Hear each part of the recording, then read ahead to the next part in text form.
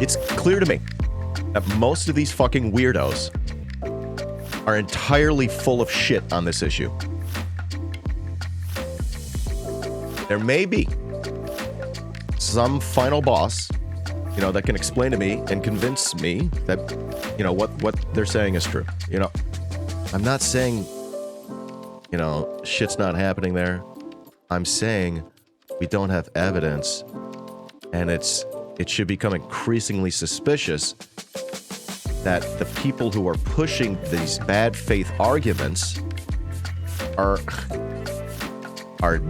bad people, and they're empowering bad people to do bad things to the people that you claim to care about. So some people need to shut the fuck up. Thank you for coming to my TED Talk. Oh my God.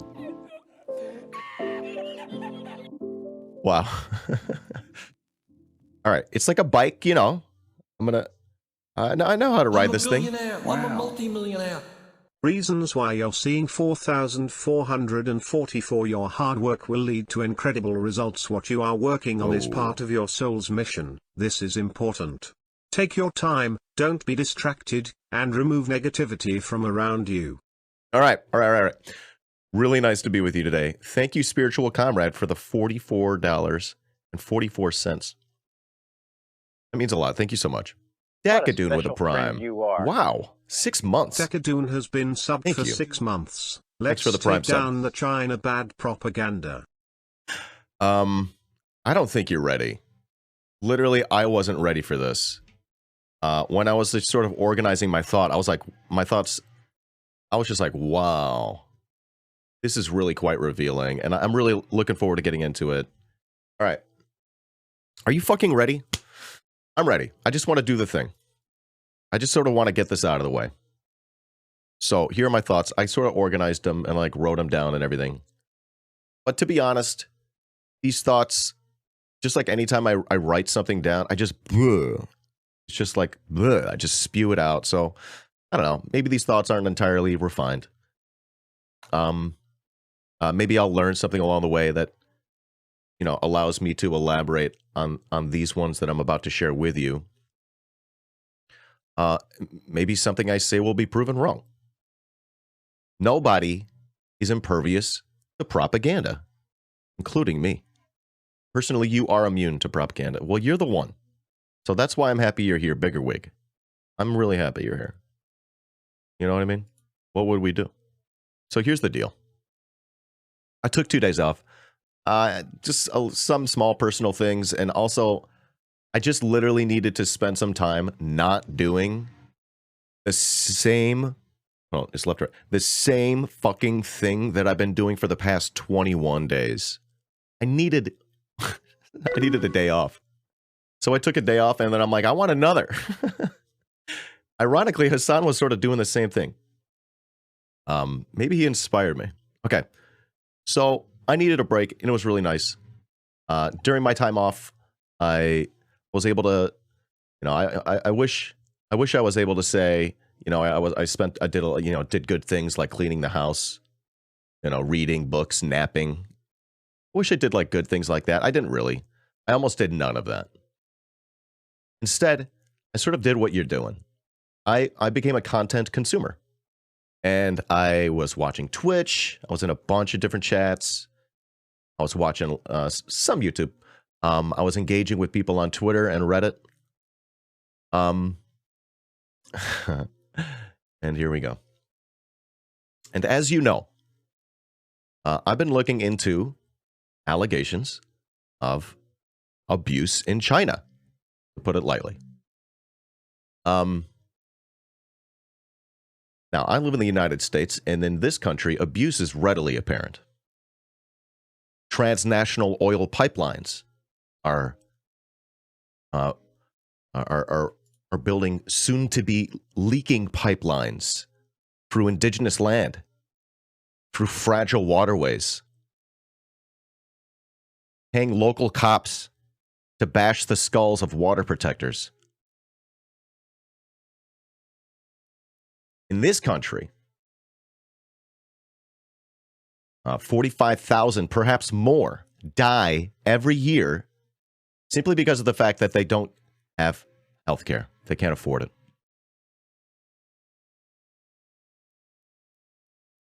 In this country, over 550,000 people are homeless, 1 in 5 being a child. That's just this country. And I could go on. Have you heard of the 13th Amendment? All right.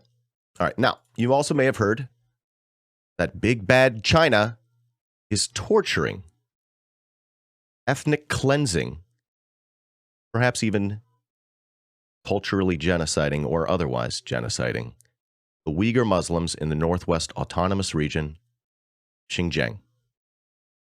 I bet a lot of these people don't even know where Xinjiang is. I bet they don't even know where it is. China. You may have heard these kinds of things. The sources are usually Zenz, Adrian Zenz, dude. You've seen me go down the rabbit hole. Maybe you have. I hope you have. All right, here's the deal. Adrian Zenz. The sources are Zenz, a handful of any defunded NGOs, like the Uyghur Human Rights Project, or Rushan Abbas, or Radio Free Asia journalist turned Guantanamo interpreter turned human rights activist. Every time it's like clockwork. Check out the pattern. All the same. Adrian Zenz, leading researcher on Xinjiang. Thank you, Wall Street Journal. China scholar Adrian Zenz. This looks like CNN. But a team of experts led by Adrian Zenz, senior fellow in China studies at the Victims of Communism Memorial Foundation. You know who they are?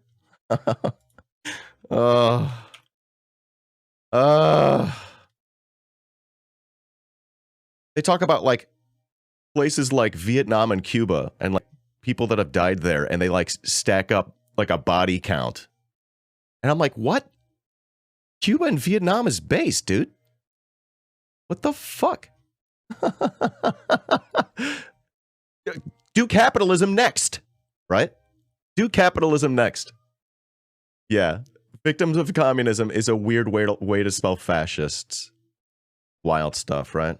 I mean, literally, they had Hudson Institute shills on Democracy Now! Hawking this China bad propaganda, saying 2 million Uyghurs were in concentration camps. We found another video and it was down to 1 million. Just like that. 1 million people just poof. And now apparently they're not really gone. So like, boom, 2 million people gone. These people think they care about Chinese people, but they're so willing to imagine and then unimagine millions of people? What the fuck? If you express any sort of skepticism about this, you'll be banned from streams like an unnamed imperialist lib, a big fucking streamer on this site, who has a no genocide denial policy. That's convenient when you pretend to know that there's a genocide happening when possibly it's not. How fucking convenient for you to have that policy in your chat. And you never have to face the fact that you could be fucking wrong. And I'll actually show you that you're not just wrong, but you're being bad. You're hurting the people you claim to help. And I'll show you. The thing is, this is sort of widely the attitude on Twitter and Reddit. You deny it, you get called a genocide denier. You say, I'm skeptical of it or whatever. When even though pretty much all the claims have been fully debunked. But it'll never be enough for them. How do you prove a negative after all? All right, now here's the thing. This is where I get cringe. Having come from an atheist debate space, and yes, that's very cringe. To me, it's like sort of clear what's happening. A group of people who have little basis for understanding what's happening in reality are scared to admit they don't know something. Just think about that for a second.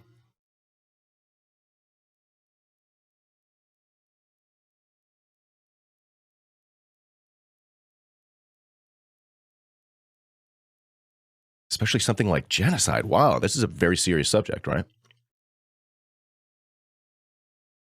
All right?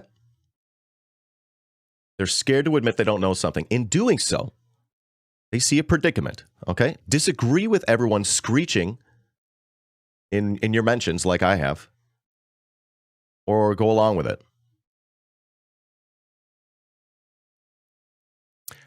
I asked a friend, an unnamed friend, and they literally admitted to me that they weren't sure if their belief in the genocide was based on evidence. Red flag. They said if the piece of evidence that they used to reach the conclusion or belief that there is a genocide, if that was discovered to be unreliable, they don't know. They said they wouldn't know if they would drop the belief. Check it out. They literally said, difficult to say. I always say it's a safe bet to assume such things are true. You got to see this. You just got to see it with your eyeballs. It's a safe bet to assume such things are true because being wrong about them can be a big problem. Even if it's not exactly as reported, genocide denial is very bad. I always say it's a safe bet to assume. Those words are like alien to me. Just wow. Okay? Is it ever a safe bet to assume anything? It's just such disappointing thinking. Why? Is it possible that people can weaponize that against you? Is it possible they're doing it now? That's a good thing, not a bad thing. So, if you choose to believe, not based on evidence, but because you think you should believe, you're giving away the game. You're saying the quiet part loud. And this is exactly what I'm trying to point out.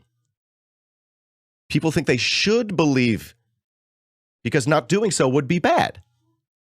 Well, could it also be bad to allow someone to weaponize your clearly admitted logical deficiency? Come on. You just revealed the entire team's playbook, and you think that can't be bad and used against you or those you claim to care about? All right. Do they know that buying into this increasingly obvious imperial propaganda could actually be hurting the people they claim to care about? I don't think they give a shit. Unfounded accusations of slave labor in Xinjiang's already had devastating effects on the region's economy. A lot of Chinese factories are now unwilling to hire Uyghur labor because they don't want to invite this scrutiny. Oh, shit. Do they even fucking care about the Uyghurs? Do they fucking care? These loose accusations of genocide preclude any possibility of rational discussion of what's really going on altogether. To be honest, I don't know how we can hold countries accountable without relying on violent state sanctions. This week, somebody posted, "Can someone clear things up for me? Was the Uyghur genocide fake? I'm so confused. Please give me more than a yes or no. These are worthless answers." Now, I'm just going to have to chime in right now and say, this is not a good way to find out what's actually going on with things like this. For me, it actually helped because I'm willing to actually look into what's being said. But the vast majority of people engaging in that thread were not. So I honestly questioned the sincerity of the tactic, and I wonder if it's bait. A variety of replies, including my own, would follow, all right? I would go on to express, it seems to be there's no good reason to believe much of what people are saying. Many folks would reply with a thread. I got the same thing over and over and over and over again. They'd reply with a thread. Here's what it looks like. Here's the thread. You may see this thread by the coleslaws. And it looks sort of like this.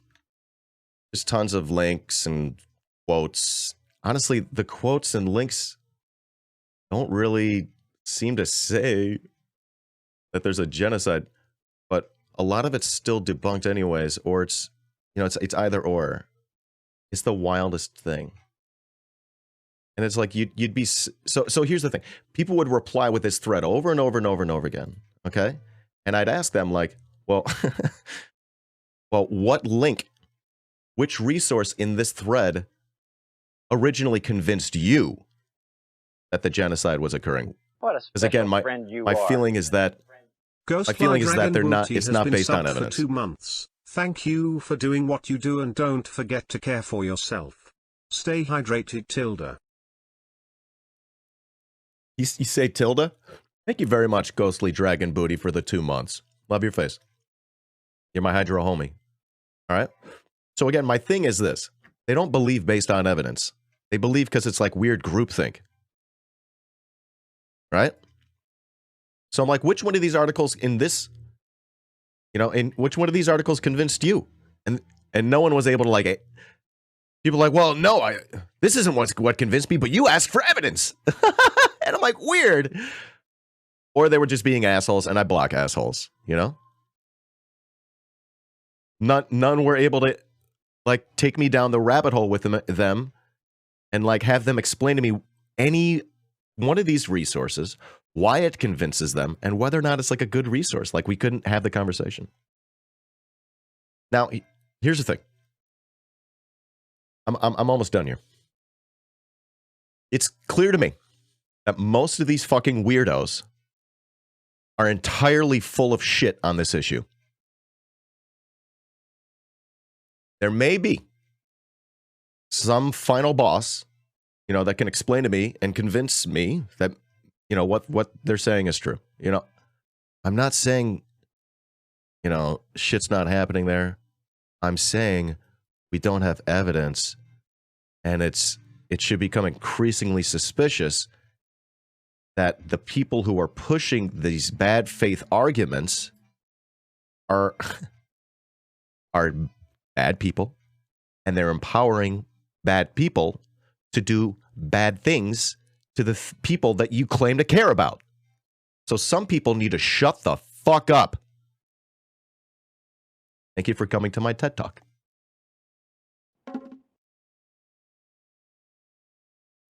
Yeah. Here's the thing. With every instance of imperialist suck-dem scum that pop into my mentions screeching at me without being able to explain themselves in a reasonable way, how they were convinced, I'm becoming even more increasingly skeptical of this whole fucking thing. You'd think at least one person would have a good reason to believe that this were true. So with this, shame on all of these imperial propagandists and all of the suck-dems that fall for it because they don't understand power. I'm going to be honest, dude. I come out swinging like this knowing that this isn't going to get me subbies. But what am I going to do? What am I going to fucking do? Lie to you people? Act stupid? All right. So with that said, what's probably going to happen is someone might see this video and come swinging at me. I'm going to remain open-minded to being proven wrong, which they're not, which you'll see as well. Love your mug. All right? But what's going to happen is this. I'm going to engage with people who are able and willing to engage with me in a reasonable way. If they're being abusive, I won't handle that. What I do is I have a very specific way of engaging with people with which I disagree. It is not a debate. It feels more like an interrogation, but it's actually called critical thinking. And if people are willing to do that with me, and not try to turn it into a debate, I will have that conversation with them and give them the chance to show what they actually believe is true and why they believe it, and whether or not that method is a reliable way to come to truths about reality. So, this is sort of like an invitation, but you need to know right off the bat, it ain't a debate. And I'm not here to answer your questions. So if that kind of conversation's cool to you, we can have it. But that's where I am right now. And I know for goddamn sure that most people will not like that. They don't like to have conversations in that way. It's confusing. To actually have someone explain themselves, they're not used to it sometimes. They want to debate you. They want to try to show you up. I used to do this style of interviewing all the time, and I'm really looking forward to using it on important topics in the world. I'm hoping to invite Radio Free Amanda onto the show. They seem based and objectively good. They've been on Meet the Left with Kenzo Shibata, and I produce that show, so I could say friend of the show. I saw some other guy that had some really good replies to that thread. Oh, yeah, and everyone who posts that thread, everyone who posted that thread is just like totally posting it without thinking for one fucking second that there was a possibility that another thread exists that shits on this one. Come on, guys. This is baby brain shit. Did you know you could look at who's retweeting your threads? Do I believe that the Chinese government isn't abusing the human rights of the Uyghurs? No. I don't believe that. But I don't necessarily believe they are. You know what I mean? We don't know. We don't know. Why would I pretend to know something? Exactly, right? Now, I could be wrong about that. Maybe I have not yet met the final boss. Here we go. You've seen that very tedious thread, that cobbled together thread. Guess what? There's a thread that replies to it. It's like people who post the thread don't even think that it's possible that what they're posting is bullshit. They just think anything is evidence. Well, someone else posted it. It must be evidence. Your baby brain. Of course. West is maybe involved in the national separatist movement, but there's such enough proof. Proof! A lot of the guys are being tortured and such. Okay, torture. Torture. All right. So you believe China when it allegedly says that there are re-education camps. Do you also believe China when it says that there's not torture? Like, how do you square that circle? And again, we have to assume that what you believe China said is actually what they said. We have to assume for the purposes of this argument. But again, we don't know that they actually said that. So the argument, folks, people go, oh, by proof I mean video and photo evidence of clearly tortured and mistreated Uyghurs. So a picture of a Uyghur who's been mistreated proves that China's doing genocide to you because China admitted that they have camps. Okay, this video and photo evidence. I mean, where's it from? You know, like these photos, like, so let's assume for the purposes of argument, there's photos of Uyghur Muslims, and they've been tortured. How do we know who's doing what? You know, what convinces me, I would say I would do the same if I was China.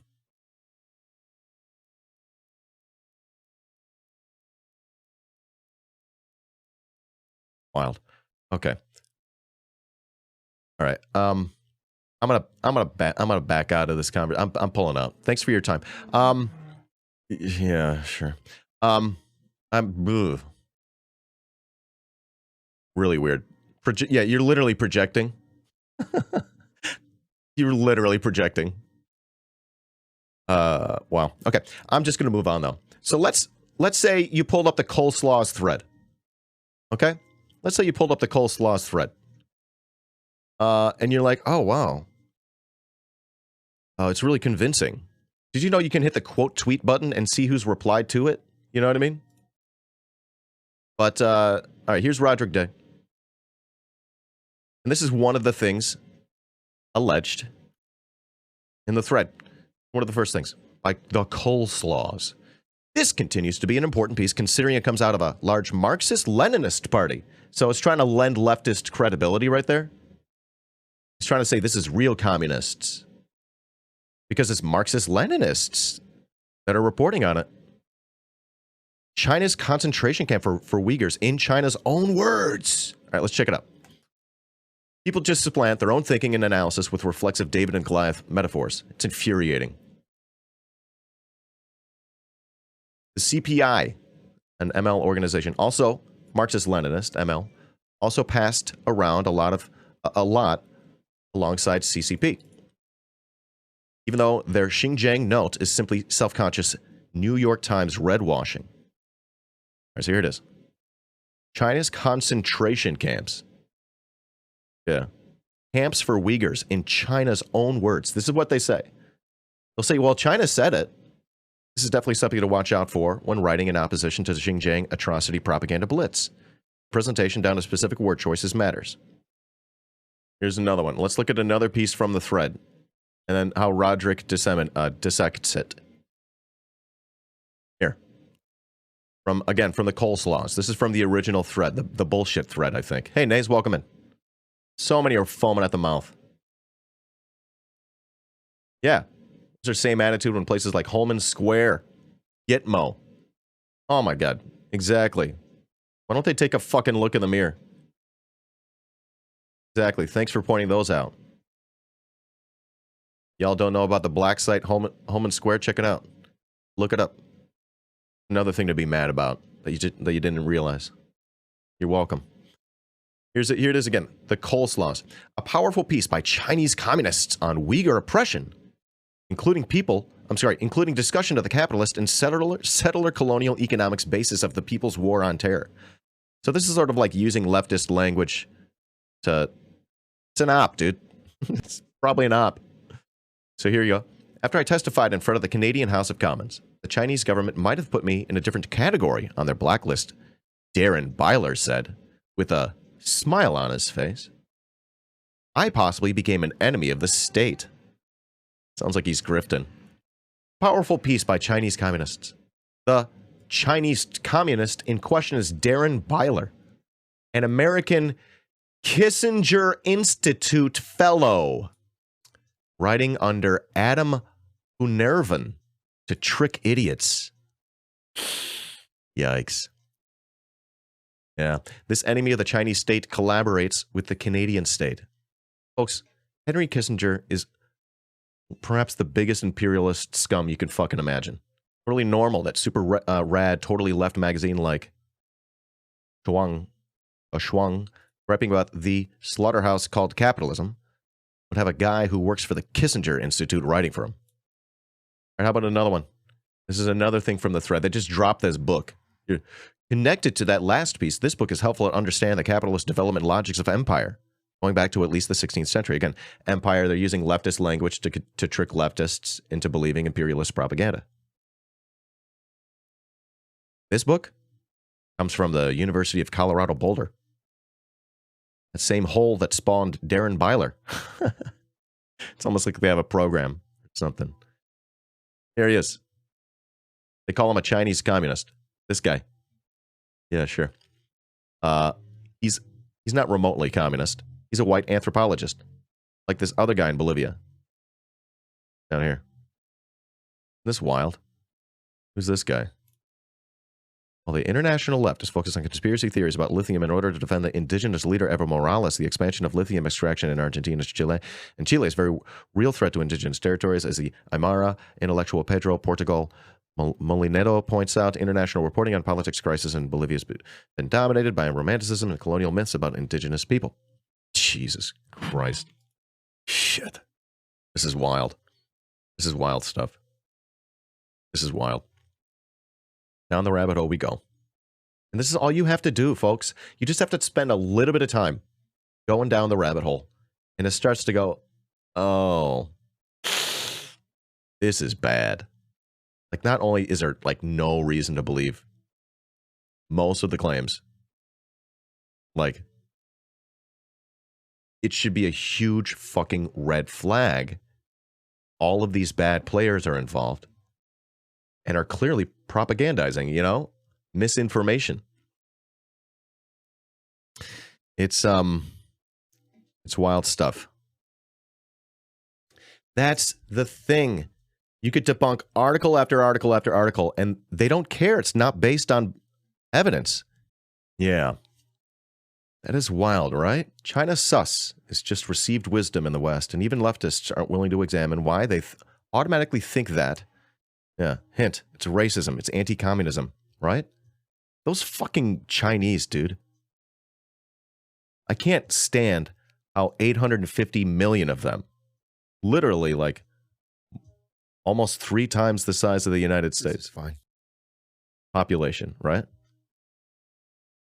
850 million of them were extremely poor. I can't stand how China lifted them out of extreme poverty because now the United States looks foolish.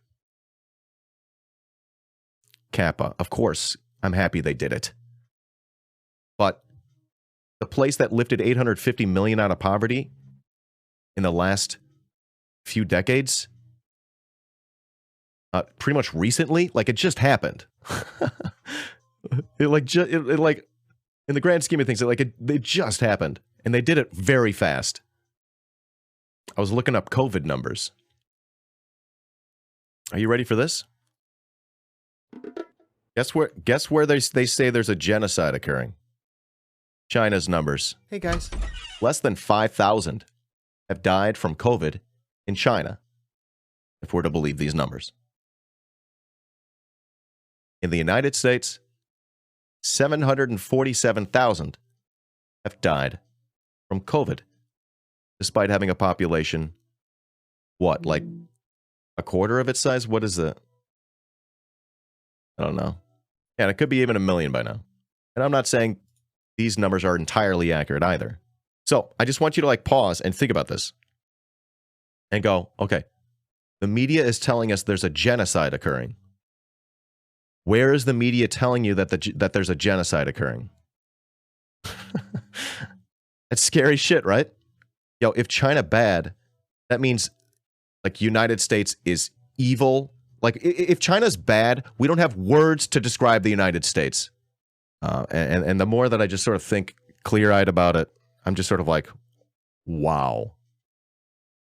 It's actually scary how effective this is. And guess what, you know?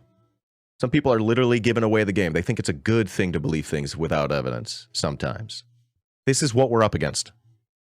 Now, the issue is that they've given up the game. They've shown their hand.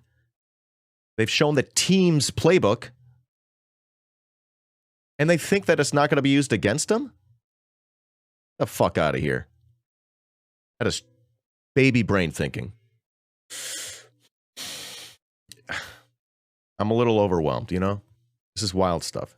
And you wouldn't imagine, you can't imagine my mentions from the past 2 days as I've been talking with people on Twitter about this. You can't imagine it. Scary. Like, Twitter's a scary place. I blocked a shit ton of people, and it felt great. And I learned about, and by doing so, I actually learned about some propagandists that I think should not be trusted. Watch out. You want a Twitter thread going over the subject? Here's a good one for mid-September. Comrade Stalino? All right, I can't speak to this one. All right, let me go to this one. The educational center Zenz likes to call concentration camps. Stalino says they're actually just schools. They operate humanely and exist solely to de-radicalize terrorists and potential terrorists. Schools are nothing different than the UK's desistance and disengagement program. But again, I don't know. I can't speak to this. I'm not there. I wonder what this guy's resources are, right? They get a certificate of completion. I hear they get tortured. That one guy says they get tortured. So which is it? Are they getting a certificate or are they getting their asses beat? Is it both? Who knows? I don't. I don't like to act like I know things that I don't know. Fucking annoying. Because then I gotta like defend it when I know I'm full of shit. You know, been there, done that. It's not for me anymore. They don't know. No anti-Muslim president. This would strongly contradict China's efforts to protect practitioners of the religion and the fact that there are far more mosques in Xinjiang than in the entirety of the U.S. That's wild. I wonder if that's true. I wish people would stop acting like they know things when they don't know them. And folks, here's what I want to tell you. If you start holding yourself to that, and if you don't give yourself room to budge, aka when you're speaking out loud and when you're talking about a thing, is that actually true? Do you know it? Maybe you knew it at one point, but you forgot. Do you really know it? Don't act like you know things, and I promise you this. When people do, it'll become clear to you. I'm a billionaire. I'm a multimillionaire. Red Scary with a $5. Scary gifted 5 subbies. That's based. Thank you for supporting the channel. It keeps the stream alive, and I'm desperate for your help. Thank you. It means a lot. Thanks for talking about this, Dan. This is really important. Normalize being open to being wrong. Yes. Here's what would give me more confidence that some of the things that, you know, certain forms of state abuse is happening. I can't even say specifically, but for me, it would have to be just reliable evidence. One piece that isn't easily fucking thrown out the door, right? If you make it hard for me to throw it out the door, like I'm open to it. Like I'm open, but people will do this thing. They're like, there's a genocide. It's a cultural. I'm like, specifically, what are they doing? They're putting them in camps. I'm like, are you sure? They said, yeah, China said so. Did they? I don't know. All right, what are they doing in these camps? Torture. Are you sure? I saw a picture. How do you know a picture has something to do with what you're saying? I don't know. Get out of here. I got fucking better things to do. So, like, I'm waiting for the final boss. Maybe someone will join me someday and in a reasonable way can talk about what's happening. And I'm open to there being state abuse everywhere, because guess what? Everywhere, every state is run by human beings. You know? Even an amazing place that raised 850 million people out of extreme poverty in just a few decades, and it just happened. Even that place can be doing bad things too. A place like China, where 95% of people have basic health insurance, they could be doing bad things too. In the US, 45,000 people die every year because they don't have health care. Of course, the poor and working class people are obviously disproportionately affected. 25% say they or a family member have delayed medical treatment for a serious illness due to costs of care. You know, most people in the United States couldn't take a $400 hit. You know what I mean? They couldn't. They don't have the cash to spare for a $400 emergency. Tell me where there's a genocide happening. Please remind me. I'm confused, obviously. Obviously very confused. And again, shout out to all the suck Dems who care more about likely imagined concentration camps in China, but know nothing about the 13th Amendment in the United States. We got like 550,000 homeless people in this country, and we're going to look at China, point at it, and say China bad? Are you fucking kidding me? I do politics every day, and it's not, it doesn't feel especially great when I don't have a take on something, or if I don't know something. It doesn't feel good. People sort of come to me to know those things, right? So it doesn't feel good. But guess what? People are going to shit. The weird thing is, like, people sort of shit on you for not knowing stuff. They're like, you shouldn't be doing politics if you don't know everything. There's literally people who are trying to, who would love it if I got off the air. You know what I mean? Because they're just pathetic, small brains. And I allegedly live in their brains. Yeah, can both be bad? Sure, but name the last country China bombed. But, like, I'm honestly, Dreadlocks, I don't think we should be talking in terms of bad. We're trying to, like, get away from that basic of discourse. We're trying to get away from that basic kind of discourse. Like, if something's bad because they do bad things, we're all bad. Everyone's done a bad thing. Right? It's like when conservatives call people illegal immigrants. No. If someone does something illegal, it doesn't make them illegal. That means we're all illegal. Everyone's probably broken the law. Everyone's illegal. Folks, if you live in the imperial core and you're pointing at revolutionary states that have done things like lifting 850 million people out of extreme poverty, you need to like really think about what you're doing with your life. Especially if you're trying to point at them and say China bad, a very basic level of discourse. And you've got no good reason to believe it.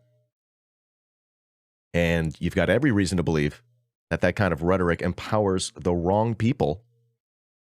And if you look into it a little bit, you'll find that perhaps your rhetoric is hurting the very people you claim to care about. It's just pretty disappointing to see a lot of people falling for this. If your political ideology can't feed people, it's basically useless, says Vijay Prashad. Love him. I'm getting into some Vijay Prashad these days. Starting to wonder what kind of replies I'm going to get to this video. I'm telling you, the discourse is cursed. I'm stepping out boldly here. I'm doing this thinking that it's not going to help me build my channel, you know, among the masses. But at least you'll know. At least you'll know I'm not a bullshitter, right? At least we'll know, right? We'll have each other. And we'll always have Afghanistan. That's right. That makes no sense. Ghostly Dragon, you've made some comments on Facebook about how the American media pitches the China bad narrative. And lure the reactionaries from both sides. Also mentioned how it's strangely coincidental, considering how they keep wanting to go to war with China. Here's the fabricated lie debunked. The fabricated lie. Oh, shit. The new Atlas. Oh, wow. All right, I can't speak to the authenticity of this. News, terror, and tourism. Xinjiang eases its grip, but I don't know about this. The new Atlas. AP's recent trip to Xinjiang, China, revealed not only zero evidence of cultural genocide, but it's exposed the lies in the Western media, including AP, that have told international audience for years about the conditions in Xinjiang and the treatment of Uyghur people. Depending on the public's ignorance and providing links, AP is confident readers will not click on, explore, and discover the contradictions they present to their narrative. AP attempts to backpedal Western narratives to depict the peace and progress they witnessed in Xinjiang as an artificial facade for invisible oppression. All right, why not? I'll give it a shot. But fear remains. What is the Western media doing here? They're doing two things. This is a two-pronged effort. They want to continue pushing the Uyghur genocide narrative into any area of society that is still receptive, but they also need to walk themselves back away from this because there's absolutely... Does anyone know this guy? What is his deal? Is he good? Is he based? Is he bad? Zero evidence. There are a lot of people pushing back, and they're exposing...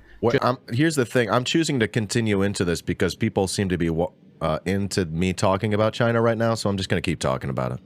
Just how egregious these lies actually are. You support our Patreon. They need to lay off. There is no evidence of genocide. There never was. He's got a good dome. He's got a good dome for a shaved head, you know what I mean? Perfect shape. Now, if you go to I love it. I know, like, no, I have hair. I'm not shitting on him. You guy's got a good dome for a shaved head. And it's becoming easier to go to Xinjiang because the terrorism that actually prompted this security crackdown, not genocide, that terrorism has subsided, and now a lot of people are going there, and it's becoming very difficult for the Western media to be taken seriously. All right, so here's the thing. There's been terrorism. There's terrorism. They're saying. It's possible they're actually Muslim separatists funded by the U.S. and the CIA, right? Anyways, so China responds, locks it down. Not a lot of information getting in and out from Western journalists. That's one of the reasons it's so hard to figure out what's going on. Now, I guess he's saying, someone stop me if I'm wrong, he's saying that the terrorism's abated and that now journalists and tourists are able to get in and start to see what's actually going on. And that happens to coincide with Western media backpedaling narratives. That's a big fucking red flag, and we should all see it for what it is. Moving on. Claiming that there is industrial scale genocide going on when so many people are traveling there and seeing for themselves that it's not. I'm going to go over this AP article. I'm not going to read the whole thing, but I'm going to go over a lot of it, and I'm going to go into great detail about the lies that were being told. I'm going to show you some of the little tricks that they're still using to push this I'm fascinated. genocide narrative, and I'm going to show you how they're totally lying. So it's probably going to be a long video, but if you bear with me, I think you're going to learn a lot of new things that you probably didn't know before. Even if, and I just want to point out, one of my skeleton keys of understanding rhetoric is that it takes infinitely less energy to make up bullshit than it takes to discredit it. So look at all of the work that we have to do to pierce through the veil of imperialist propaganda. if you are already skeptical of the Uyghur genocide narrative the West is pushing now, let's continue down here. The razor wire that once ringed public buildings in China's far northwestern Xinjiang region is nearly all gone. And what they're going to do all throughout this article is, without saying it directly, they're going to contradict virtually every aspect of the Uyghur genocide story they told us. So they would see razor wire around buildings and in satellite images and stuff, and they would say that that was evidence that it was some kind of concentration camp, when in reality all the public buildings had razor wire around it because the region was insecure. There was white. I like that, Red Scary, the asymmetry of bullshit. The old Gish Gallop. I love it all. Widespread terrorism and extremism taking hold in Xinjiang. That was what all of that was about. It was not cultural genocide. It wasn't genocide. It was a yeah. And here's the wild part. Ghostly Dragon Booty says it takes way more energy, especially when people deny factual evidence. And here's the wild thing. They don't believe because of evidence after all. I mean, if they did, there would be good evidence, right? Well, it sort of depends how we define evidence here, but I don't think unreliable evidence is evidence. So we got people pretending to know things. And again, when I asked my friend why they believed, and I quote, when I asked my friend if they found out their main reason for believing, the thing that convinced them, if they found out that it was not a good piece of evidence, it was an unreliable piece of evidence, they said they didn't know if they would drop their belief. Difficult to say. I always say it's a safe bet to assume such things are true because being wrong about them can be a big problem. Even if it's not exactly as reported, genocide denial is very bad. That's literally word for word what someone told me. I had to say it again.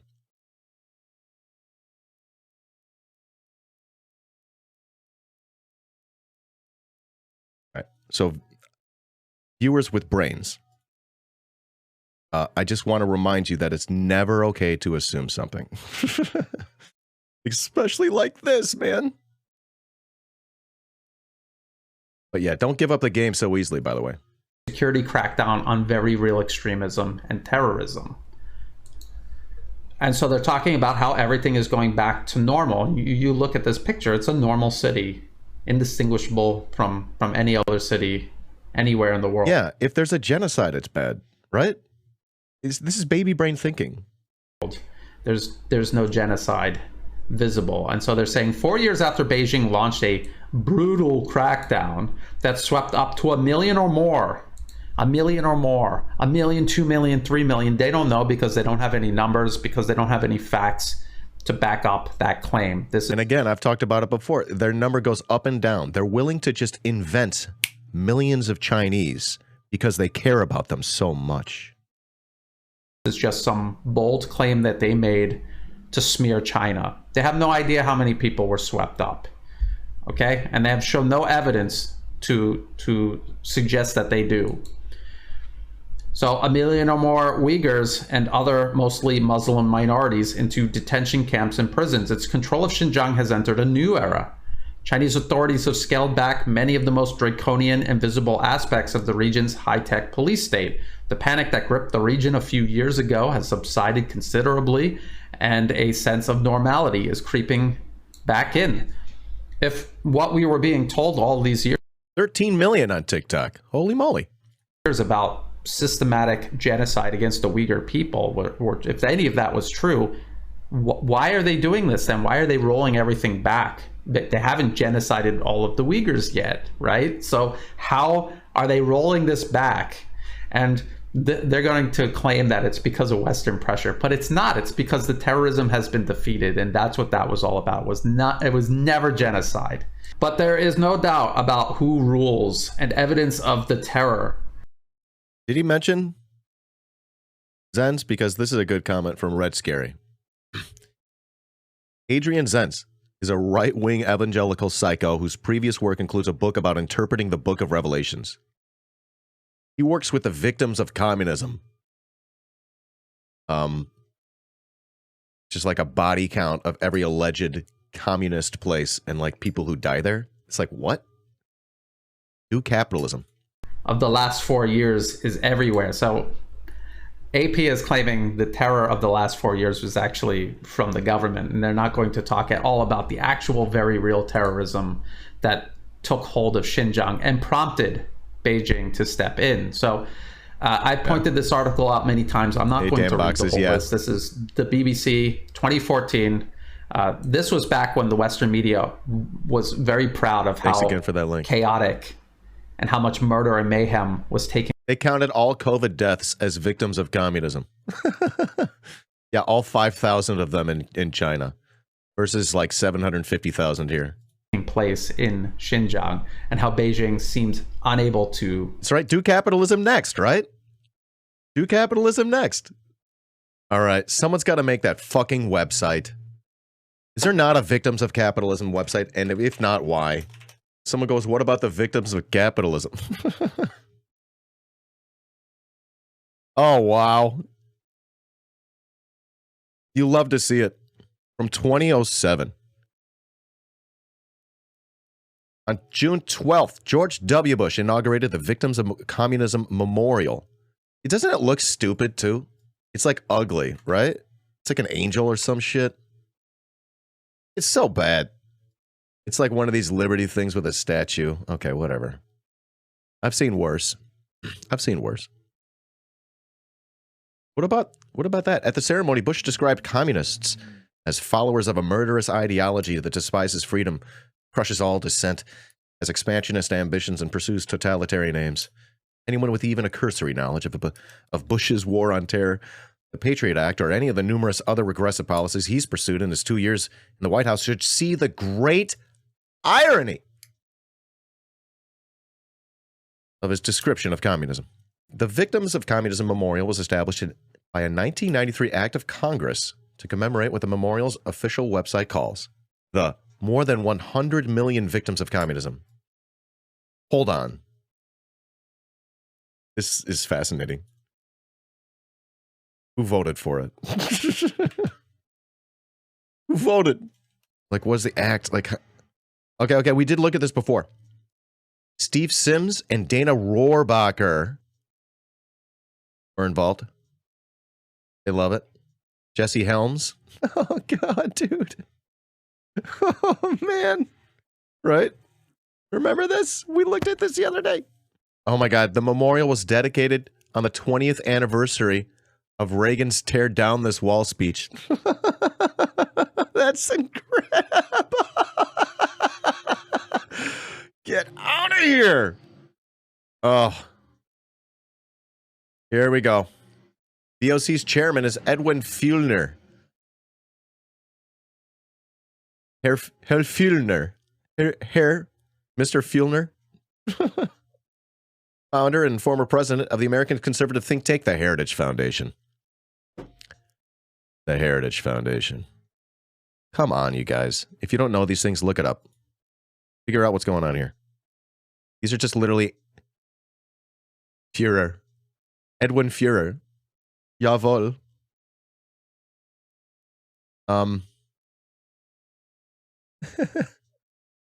Yeah, heritage. Whose heritage? You always have to ask whose. Yes, it's a dog whistle. All right, I'm not going to go down the Heritage Foundation rabbit hole. We did that last week too. It's fascinating to see myself back down the same rabbit hole. I was just here. All right, where were we? Video. This is going to take a long time. Get it back under control. They were very proud of that because that was essentially a U.S. project. Specific act of yeah. It's a friendship act. Who voted for it? I wanted to figure that out.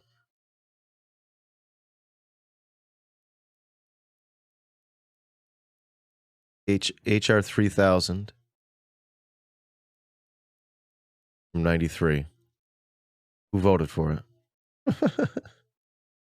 Holy shit, there's a lot of stuff in there. That's how they get this stuff in there, man. Gonna manage those fur seals. You know? All right. So, going down the rabbit hole.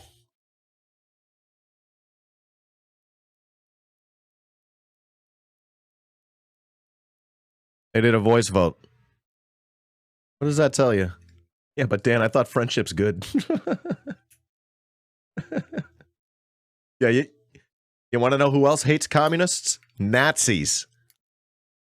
Is friendship always good? This is wild stuff. What does this tell you, though? They did a voice vote. Does that mean anything to you or no? I wonder. It sort of is like, it could be like a couple different red flags, right? All right, back to it. Project to do that. They were trying to divide and destroy China, and destabilizing Xinjiang was part of that formula. So why is, let's go back to the article, why is there tension between China BBC. and the Uyghurs? And if you scroll down, Always know what you're reading. Chat, please do me this solid. Always know what you're reading. It's hard because there's so much that pops up. But when I always pull something up, when I pull something up, I should always make sure that I'm saying, yeah, this is what we're watching. We're talking about AP right now. let's go back to the article. Or this is a BBC article. I always try to tell you what we're looking at. Or if I don't, I should be doing a better job. By doing that, what is that telling us is sort of my question. It could be telling us that, like, they don't want their names on it. Some people don't want their names on these things. So they're like, all right, let's just get this one over with. On this one, all of our hands are dirty. Yeah. It's sort of, yeah, they use the applause-o-meter. Whoever's louder. No, I'm pretty sure that there's a more advanced way. They don't want to be tied to their votes. I think that's a red flag that that's the case. Because I was like, did Bernie vote for it? That's what was going through my mind, right? I was curious if Bernie voted for it. So long as no one requests a roll call, then yeah, it's applause-o-meter. Yeah. And anyone could, right? Is this the iDanSimpson show? This. Wait. I got a guy that says this for me. Don't I? I don't have sound effects anymore. This is the iDanSimpson show. This is the iDanSimpson show with iDanSimpson, and I'm iDanSimpson from the internet. All right, back to the video. This is a BBC article. Why is there tension between China and the Uyghurs? And if you scroll down, you're going to see a very long list of terrorist attacks that took place not only in Xinjiang, but all over China. And then a year after this article was reported, there was a bombing here in Bangkok. And then there were thousands of Uyghur extremists who left China to go fight in Syria. alongside Al-Qaeda and ISIS. So this was a global terror threat emanating out of Xinjiang. This was what Beijing was responding to. This was not just Beijing waking up one day and saying, I don't like Uyghurs anymore, let's commit genocide. But that's, that's what AP is trying to impress upon you. It's seen in Xinjiang cities where many historical centers have been bulldozed and the Islamic call to prayer no longer rings out. Why is there terrorist attacks? My understanding is, I don't know. I'll start with that. But one thing that seems to be the case, or is possibly the case, if I can put it in the most honest terms here, is that Saudis and or U.S. is funding these separatist groups, sort of just like they did in Afghanistan in the 70s. It sort of seems like the same playbook. And I don't really have a big brain for world politics, and if I can figure this out, people should be able to. Seen in Kashgar, where one mosque was converted into a cafe and many others weren't. And there's still many again, maybe they're like, the US isn't sending in suitcases of cash to these separatist actors, but they're funding it via Saudi Arabia. One of our friends in the neighborhood, a really terrible place, by the way, in terms, if we're talking about human rights and stuff. Oh, they just let women drive last year. Yay. It's wild stuff, dude. We give money to the people that we know are abusing human rights. And then we go, oh, China, they're abusing human rights. Oh, but we don't really know that's true. But we still give money to fucking Saudi Arabia? Come on, guys. Come the fuck on. So it's just like, we're not sending suitcases of cash directly on a plane to these separatist terrorists. But it seems to be a case, it's possible to think that that's what's happening indirectly via our money that we give to Saudi Arabia. Why do we have terrible friends in the neighborhood like that? Why are we friends with Saudi Arabia? Why are we friends with Israel? Oh, sorry. Other mosques that are open and people are allowed to pray in them. And you can't believe it. Section of another had been turned. I wonder if any of these suck dems have anything to do, anything to say about that kind of funding that we do. I really wonder. Into a tourist toilet. It's seen deep in the countryside. A lot of these people would have been took by the WMDs. That's what I'm saying. Where Han Chinese officials run villages. Han Chinese make up about 39% of the population of Xinjiang, with the Uyghurs around something like 46%. And the ethnic majority in China are Han Chinese, so that's why Han Chinese, more than any other ethnic group, appear in positions of power, because there's just more Han Chinese. It's as simple as that. But they're trying to make it like this. Yeah. Has China ever tried putting on a Saudi Arabia disguise? Wink! I love it. They have been colonized. I love it. They're running it instead of the Uyghurs. Just below the surface, there's this ever-present fear. Just below the surface. What? Invisible system. Surface, They'll talk about an invisible system. An unspoken gulf between Han Chinese and Uyghur Chinese. Huh, is it possible you're imagining it? This is what AP is going to say all throughout this article. It's invisible, it's unspoken. No one's ever talked about it. No one's ever seen it. If they've seen it, they won't tell us. But it's happening.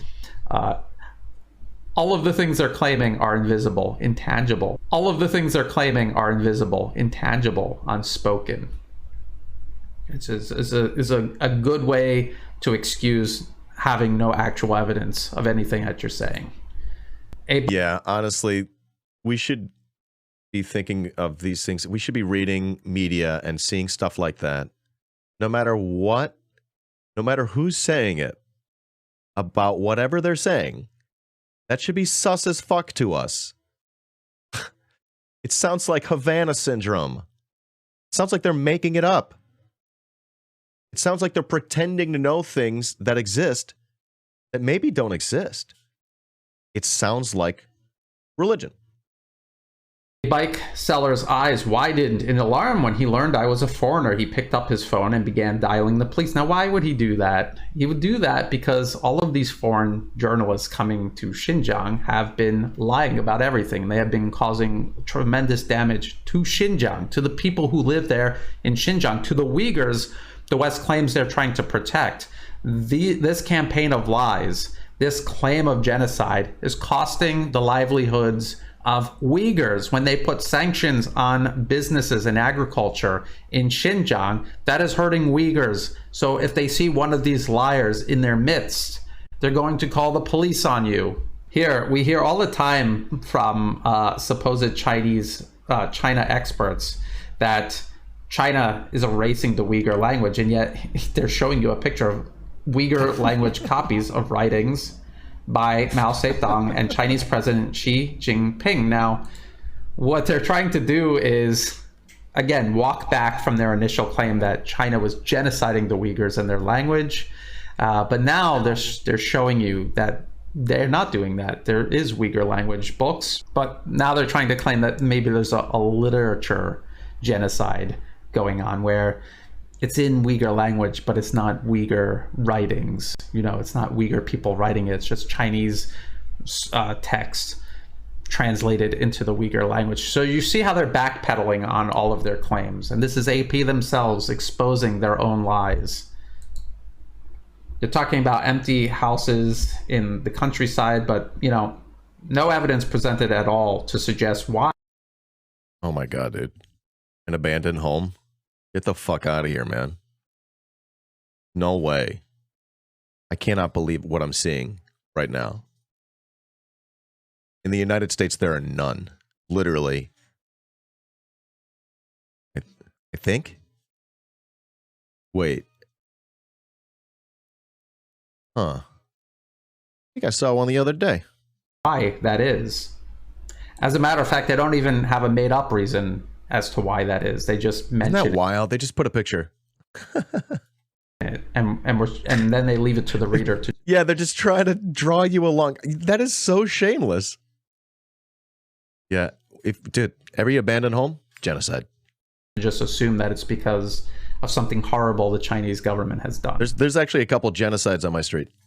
A convenience store cashier chatted idly about declining sales, then was visited by the shadowy men. Did I just make an okay genocide joke? Tailing us. When we dropped by again, she didn't say a word, instead making a zipping motion across her mouth, pushing past us and running out of the store. And when AP is lying about so many things for so long, when they give us these like little stories, is it true? Is it half true and then they're embellishing it? How do we know? That's why everyone's mother tells them when they're children, you shouldn't lie. Honesty is the best policy. Once you start lying, people don't trust you anymore. And I don't trust AP. So unless they're going to show me something with evidence accompanying it, I don't believe anything that they're saying, and you shouldn't either. So they're claiming they're being tailed. Dude, when someone shows you who they are, believe them. All right? They might not say the quiet part loud, but when they show you who they are, believe them. And then act accordingly. Okay? When I was blown away when I saw Democracy Now! Something that I play in the morning. I play in the morning during my show as I get things ready. It gives me a chance to listen in. You know, it's great. We all start on the same page, and then we go from there. One day I realized they were doing the China bad. They were doing it. They were doing the China bad. And actually, I got a YouTube video. What's this? I'm gonna get back to this video. Sometimes it's good to zoom. Okay. All right. Zoom out and talk about motive. Why is the U.S. doing this? And we shared a panel together, and I spoke a little bit about my opinions on that. And I'm going to go back to that other video it's really too. Multifaceted. I mean, this is a power that's challenging the US global hegemony. It could finally introduce true multilateralism. Multilateralism, with Europe and the UK and the US together is not real, true multilateralism. They go in and they destroy the same countries, whether it's Libya, Iraq, or all these different places. There is no balance in this world. And China could eventually become that balance.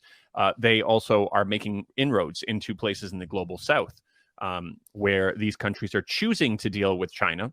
And then obviously there is a condescending element where the media wants you to believe that these countries don't have agency of their own. They're making a big mistake. And the U.S. has to come in with this $300 million per year plan to make anti-China propaganda. They were recently exposed in Zimbabwe paying $1,000 per article, negative anti-China article. Like this is pretty crazy. Cheap. And I guess the other thing too, the ironic thing for me, which I highlighted in that talk, was that the U.S. has a lot of problems bang for your buck domestically. It is incredibly divided. It looks like the ingredients are there for kind of pre-Civil War type stuff with how divided the country is. And an enemy, an outside enemy has always been a great unifier. So there's so many benefits. Smashing China back down protects U.S. corporate interests abroad. And then also it deflects domestic attention away from the problems at home, often caused by those same corporations abroad. It's like a double win. I don't know if you want to, obviously I went into a little bit more detail than that in the talk, but I don't know if you want to talk a little bit more about the dynamics of the motive and what's going on behind the scenes. Oh, for sure. This threads beautifully with the media skills that we've been trying to instill here in the community. I'm trying to learn as much as I can, at least. This threads beautifully with that, in the sense that it almost becomes less about what you're reading oftentimes and more about the motivation someone would have for writing that thing. Especially when we don't know whether or not it's true. Well, for one, the United States, as you mentioned, is in this state of crisis. And in many ways, the society is collapsing. And this has been something that has been decades in the making. The United States' overall share of the world economy once was nearly half, if not more than half, of the entire world economy, is now shrinking to the point where China, in real GDP terms, which given the currency differences and where China was versus where the United States was just 2-3 decades ago, China is set to overtake in real GDP terms in the next 10 to 15 years, the United States. So that... There you go. There it is. The China bet, that's like one of the main impetuses that we're seeing behind what's happening now, I would say, with the discourse. Well, what's the problem with that? Well, who cares about China making more money than the United States? Well, it shows that, it proves. It proves to the world that we're not that superpower that we think we fucking are. It proves it. It could be the last straw for many people to go, oh shit, it's not as cool as we thought it was, and then material changes may occur. Not that guy, that pal. Alone has sounded off. And then of course, when America doesn't look so fucking powerful, what happens? Well, the rich people, they don't look as strong. Their investments aren't as strong. They got to pay more and get less, as they should. They should get nothing. But well, I'm just gonna leave it at that. Intense alarm bells in the bipartisan foreign policy establishment in the United States. This is a huge problem, and for a lot of the reasons you mentioned, China is strong and China is stable, and the United States and its allies, whether we're talking about the UK or Canada or Australia, don't really have this kind of stability right now. And so they don't really have much to offer those countries which have historically suffered under their influence or outright domination via colonialism or neo-colonialism. I think this is a part of this so-called great power competition that both Donald Trump and now Joe Biden champion. They champion this kind of competition because they really do fear that, and their fears are legitimate, that China will inevitably have a strong... simplistic. We're not going to go that way. We're not going to be biting at each other's necks here in chat. I appreciated the chat to talk to Dreadlocks. I did. I'm not trying to bite at Dreadlock's neck, obviously, either. I really hope that wasn't the impression I was going for, and I don't think you were doing this either, Dreadlocks. I thought we had a nice chat. I'm not sure where that comment's coming from, simplistic. I just want to say that I don't want to go there in my community, okay? Advantage when it comes to trade, mutual relations, cooperation, dialogue, all kinds of relations with the global south, and that because China is so stable and because China is growing so quickly, that eventually this will lead to a total undermining of the US's economic sphere of influence everywhere. And this includes Europe, this includes Africa, this includes Latin America, everywhere. And I think that's why you see the United States, although it's not talked about so much in the media, the United States' major focus and major point of investment is military. Alexandro, good to be with you, bud. Against China. That's often not talked about enough. Kathleen Greenbeam, good to see you. Laying down boundaries. In the sense that China is always the one framed as the aggressor by the U.S. and Western media. But if people knew the scale, the amount, more than half of all of the U.S.'s investments in its military, which its military is bigger than the next 11 countries combined, are directed at China. That's a categorical fact. And that's only growing, especially now with this new hyping up of the Taiwan Strait issue. Right. Yeah, no, for sure. The Taiwan Strait, is that the South China Sea, the islands? Remind me, what are the islands called? Sure, and it's a real pity that with this shift, that it didn't become a catalyst for introspection, for adjustment, for competing, because this is what they're always talking about, is fair competition. Well, if these countries in the global south are choosing to deal with China, offer something better.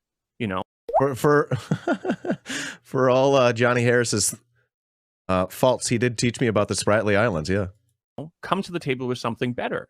And if you're going to continually insult China's options in Africa and say that it's debt trap diplomacy, much of which has been debunked by many people, and that's just like another thread of China bad. That's like be debunked. What's another one? Oh, the social credit system, debunked. Come on, try harder, people. How much worse does your options have to be that they're still choosing China?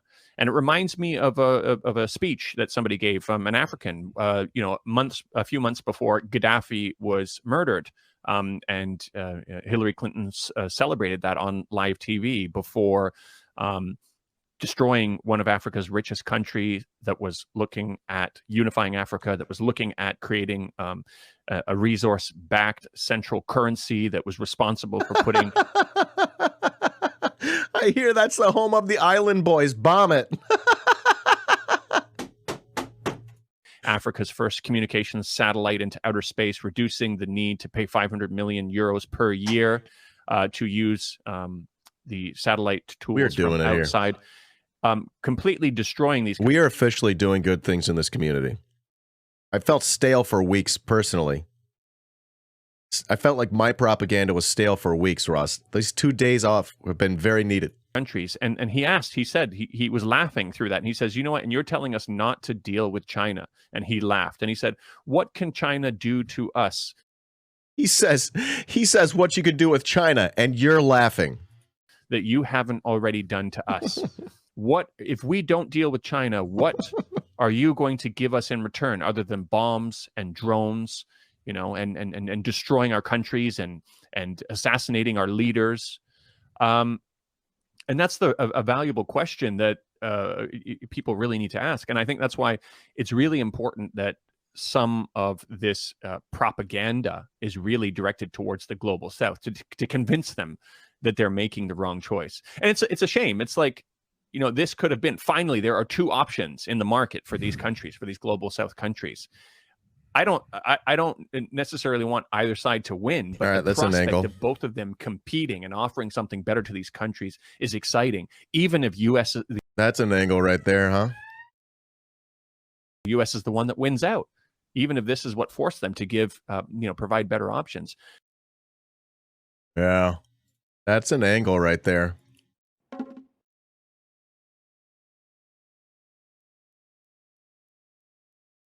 Let's back Hillary that up. Clinton, celebrated that on live TV before destroying one of Africa's richest countries that was looking at unifying Africa, that was looking at creating a resource-backed central currency that was responsible for putting Africa's first communications satellite into outer space, reducing the need to pay 500 million euros per year to use the satellite tools from outside. Completely destroying these countries. And he said he was laughing through that. And he says, you know what? And you're telling us not to deal with China. And he laughed. And he said, what can China do to us that you haven't already done to us? What, if we don't deal with China, what are you going to give us in return other than bombs and drones, you know, and destroying our countries and assassinating our leaders? And that's a valuable question that people really need to ask. And I think that's why it's really important that some of this propaganda is really directed towards the global South to convince them that they're making the wrong choice. And it's a shame. It's like, you know, this could have been, finally, there are two options in the market for these countries, for these global South countries. I don't necessarily want either side to win, but the prospect of both of them competing and offering something better to these countries is. They're opposed to competition in the marketplace. These are free market evangelicals. But when it comes time for a global free market, they don't like it. Whoa. Is exciting, even if the U.S. is the one that wins out, even if this is what forced them to give, provide better options. Is that it? Wow, what a take. And they're trying to convince countries in the global South. We just really care about the countries in the global South, don't we? U.S. really cares. Okay, so the argument is like we're debt trapping these countries, and that hurts them. But what are we doing? We're like propagandizing the world so that the global South has fewer options. It's just wild stuff. I thought we cared about them. Let's keep watching. Is it true? Sure, this guy's smarter than me. Is it half true and then they're embellishing it? I gotta hear him How do out. we know? That's Okay, let me go back 15 seconds. a zipping motion across her mouth, pushing past us and running out of the store. And when AP is lying about so many things for so long, when they give us these like little stories, Wow. is it true? So when AP went to go and, I guess, interview someone, they're like, shh, and then walked out. Is it half true and then they're That's how you know there's a genocide, guys. embellishing it? How do we know? That's why everyone's mother tells them when they're children, you shouldn't lie. Honesty is the best policy. Once you start lying, people don't trust you anymore. And I don't trust AP. So unless they're going to show me something with evidence accompanying it, I don't believe anything that they're saying, and you shouldn't either. So they're claiming they're being tailed, and this is to establish. So this is to establish a certain idea they want to get into your head, that all of the positive things that they're going to tell you they heard from Uyghurs is only because they've got these Han Chinese minders hovering over them constantly. As if the ending of the very real terrorism that I just showed you in that BBC article from 2014, as if the ending of that terrorism that was killing Han Chinese and Uyghurs, as if that ending and people being able to live their lives normally isn't a good thing that people are going to be happy about. It's hard to know why Chinese authorities have shifted to subtler methods of controlling the region. Sure. It may be that searing criticism from the West, along with punishing political and commercial sanctions, have pushed authorities to lighten up. Or It may be. You made it up. It may simply be that China judges it has come far enough in Antithesis its goal of welcome. subduing the Uyghurs and other mostly Muslim minorities to relax its grip. And again, I just showed you the BBC article, Western media, back in 2014, admitting how bad the terrorism was, how extensive it was, attack after attack after attack, scores of people slaughtered in the streets at a time. This was what China was up against. That's what they were combating. They uprooted the extremism, separatism, and terrorism that was causing that violence, and now they can relax their grip because the threat has been uprooted. That is the reason why. It's no. Here's the thing. The wild thing is this. If it were not for all these people screeching at me, genocide denier, I probably wouldn't have gone so far down the rabbit hole.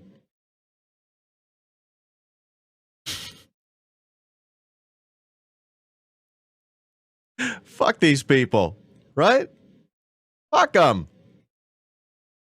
First of all, I'm not denying there's a genocide. Hey guys. I don't know what's happening. But here's some of the things that we do, right? Come on. Come on. Wild. No mystery. AP needs you to think that it's a mystery because they don't want to talk about the terrorism. We're going to hear about how everything about Uyghur culture is being exterminated because, again, they don't have mass graves of dead Uyghurs, filled with dead Uyghurs. They don't have. I mean, we don't have evidence of that, right? That. And so they had to backtrack from genocide and claim Isn't that wild? it was a cultural genocide. But if you go to Xinjiang, it's very obvious that Uyghur culture is being celebrated and showcased there. It's not being exterminated or erased. You can see it in the pictures that AP... Dude, but the lib goes, oh, this must be an op. That's how you know. They go, this is how you know there's a genocide, because they dress them up and show them off. I'm like, what? Themselves took. This is a tourist Imperialism. attraction. They want people to come and see Uyghur culture. Uyghur performers, Uyghur activists abroad accuse the Chinese government of genocide, pointing to plunging birth rates and mass detentions, of which... Yeah.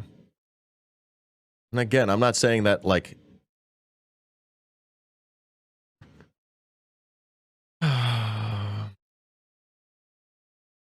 without acting like I know what's happening there. Like... this is not... like, if anything, this is evidence that much of the claims that you're hearing are not true. That's all I gotta say. Chinese government of genocide. If anything, but somehow people will still have a way to, like, do a mental backflip and use it as, like, evidence. See? This proves it. What? Pointing to plunging birth rates and mass detentions, of which there is no evidence of. And who are these Uyghur activists? I'm going to show you who these Uyghur activists are, and I'm going to show you who funds them. It's the National Endowment for Democracy. This is the US government's funding arm for political interference all around the globe. And in this case, they're also funding not just political interference, but also separatism. Because look at what they refer to Xinjiang as. Xinjiang / East Turkestan. East Turkestan does not exist. No one calls Xinjiang East Turkestan except for separatists, extremists, and terrorists, including the East Turkestan Islamic Movement, which is recognized by the UN as a terrorist organization. Oh my God. It's like calling Cuba Guantanamo. And on the UN's official website, when they talk about East Turkestan, they put it in quotation marks because it's not real. It doesn't exist. That's just what the terrorists call it. And so we'll see Uyghur Human Rights Project, that's funded by the US government. They're separatists. World Uyghur Congress, that's funded by the US government. They're separatists. And the Campaign for Uyghurs, that is funded by the US government, and it's separatists. And I'm going to show you on their websites how they don't refer to Xinjiang as Xinjiang. They refer to it as East Turkestan, and they claim that China is occupying it because they're separatists. So this is Campaign for Uyghurs, people in East Turkestan, referred to in China as Xinjiang. Here is World Uyghur Congress, Chinese occupation of East Turkestan right there. And the Uyghur... Chat can have a little candy. Human Rights Project. We're gonna need candy. The peoples in East Turkestan. Very simple. That was separatism. That was extremism. That was terrorism. It was being sponsored by the U.S. and it was being aided and abetted by U.S. allies like Saudi Arabia and Turkey. That was what was going on. And I'm going to get into that because AP is going to say something else.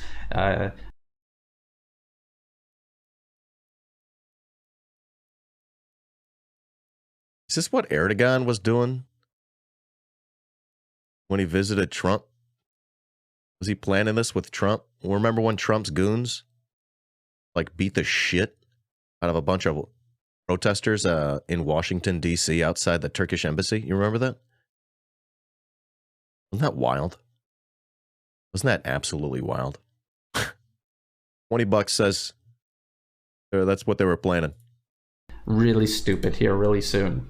Regardless of intent, one thing is clear. Many of the practices that made the Uyghur culture a living thing, raucous gatherings, strict Islamic habits, heated debate, have been restricted or banned. In their place, the authorities have crafted a sterilized version, one ripe for commercialization. So the cultural genocide, that's off the table because it's obviously not happening. You could go to Xinjiang and see that that's not happening. So now they're claiming, well, someone has crafted a term for this, which literally there's like no, it seems like there's no evidence. Isn't this wild?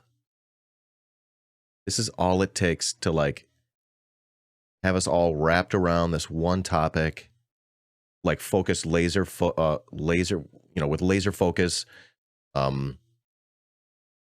Ironically, is creating fissures and cracks in communities as people disagree about it. Right? It's just wild stuff. And all it took was perhaps for someone to just make it up. All of this for nothing, potentially, right? Which we'll get to in just a moment, but I want to get back to this right here. Strict Islamic habits. This was never part of traditional Uyghur culture. Once you saw Hudson Institute, you'd seen enough. You would think that would be like convincing for some people, but they're like, oh, I don't know. It still could be real. Or tradition, not Islamic. Yeah, very serious. Tradition in Xinjiang and not secular tradition in Xinjiang. This was imported from abroad very recently. And we know this because the Western media used to talk about this. This is Los Angeles Times. In China, rise of Salafism fosters suspicion and division among Muslims. This is an article from 2016. I will refer to it as Salafism because that's how the Los Angeles Times and other media are referring to it, just to avoid confusion. But I want to qualify what I mean by Salafism. It is the extremist perversion of Islam Saudi Arabia exports for political and military purposes. So they're talking about how it divided people in Xinjiang. There are the mainstream Muslims, locals say, and then there are the Salafis. And so they're saying this exported extremist version of Islam was unnatural. It didn't belong in Xinjiang and it divided communities.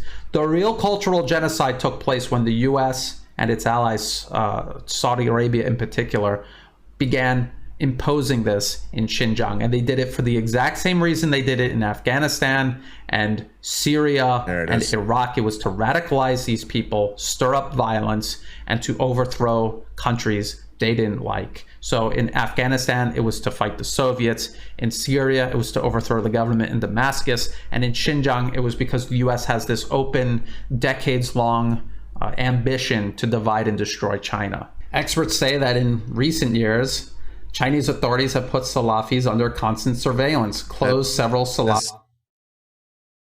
I mean, you would think if like a leftist heard that, they would be like, oh shit. Am I falling for it right now? You know what I mean? You would think they would stop to pause. Instead, they say, well, it's bad to deny genocide, so I don't know. Salafi religious schools and detained a prominent Salafi cleric. A once close-knit relationship between Chinese Salafis and Saudi patrons has grown thorny and complex. Of course it has, because Saudi Arabia was also at the same time arming and funding ISIS. And this isn't a conspiracy theory. This is the U.S. Secretary of State at the time, Hillary Clinton, claims Saudi and Qatari governments are funding ISIS. It was in leaked emails. And there's one other thing I want to show you in this article about then U.S. Secretary of State Hillary Clinton. Let's come down and read this, because this is exactly what they were doing in Xinjiang. Please read this carefully. Clinton has repeatedly called out the Saudis and Qataris for supporting terrorism, said the aide, declining to be named. As evidence, the aide pointed to Clinton's remarks in a speech last November. And once and for all, the Saudis, the Qataris, and others need to stop their citizens from directly funding extremist organizations, as well as schools and mosques around the world that have set too many young people on a path towards radicalization, she said then. And then let's get back to this Los Angeles Times article.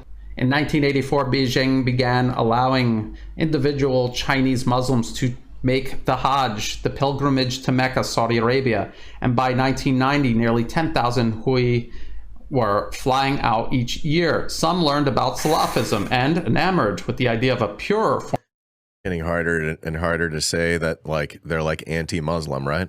Form of Islam, spread its teachings at home.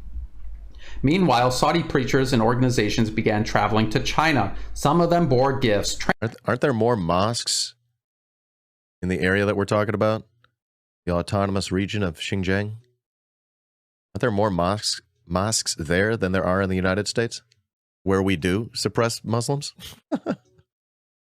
Training programs. It's all like projection. We're like, well, we do it, so they've got to be doing it, because everyone's just as bad as us. Clerics, Qurans for distribution, funding for new Islamic institutes and mosques, the exact same ones U.S. Secretary of State Hillary Clinton was talking about, that were radicalizing people all around the world. This was the original cultural genocide taking place in Xinjiang, overriding their practice of Islam as they saw it. This was being overwritten by this Salafism exported by Saudi Arabia to do to Xinjiang what was done to Afghanistan and Syria. This is exactly what was happening. The real cultural genocide, which, unlike what they were accusing China of, was Turkey as well. Erdogan loves supporting Salafis. Actually killing people in large numbers. The new generation, which was much more engaged and influenced by Saudi Arabia, began to contest the knowledge of the older generation. You had a lot of excommunication within the Muslim community. People were saying to each other that they were not real Muslims. So again, that was the real cultural genocide taking place. They're admitting it. They're explaining it in excruciating detail. And I want you to read this whole article. It will be in the video description below. Please read the entire LA Times article from 2016 about the real cultural genocide that was taking place in Xinjiang, that China, Beijing, intervened and stopped and reversed. Let's get back to the AP article. So they're talking about how Xinjiang officials were taking them on tours. There's giant plastic bearded Uyghur men and giant plastic Uyghur instruments. A nearby museum for traditional non-bread sells tiny plastic non-keychains, Uyghur hats, and fridge magnets. Crowds of Han Chinese snap selfies. So they're not destroying or erasing Uyghur culture at all. So the genocide narrative never gained traction. The cultural genocide narrative has been lied about. You've got to talk about both for years now. I just saw Ryan Grimm from The Intercept lying about cultural genocide. You can see what you can read the AP article themselves, even though they're being completely dishonest in every way possible. They cannot try to credibly claim that China's erasing their culture. They're celebrating it. They're building monuments to it. But here, this is the new trench that they've dug. James Leibold, a prominent scholar of Xinjiang ethnic policy, calls it the museumification of Uyghur culture. So we went from genocide. Is he going to talk about James Leibold? Genocide to cultural genocide to cultural museumification. What's his name? His name's Leibold. Leibold. Who's this guy? Oh, down the rabbit hole we go. Lie bold. Oh, he's an expert. Oh, he's an expert, all right. He wrote a book. He wrote 4 books. Ooh. Ooh. Australia. Hello, mate. From Australia. And that's how we know they're a good source of expertise on China. Surveillance in China's Xinjiang region. Ethnic sorting, coercion, and inducement. Ah, wow. It didn't take long. It didn't take long. Citation. There are 23 citations. Can I go to the citations directly? Huh? Show me. Do I read it? Over the last decade, Chinese Communist parties built an unprecedented surveillance assemblage.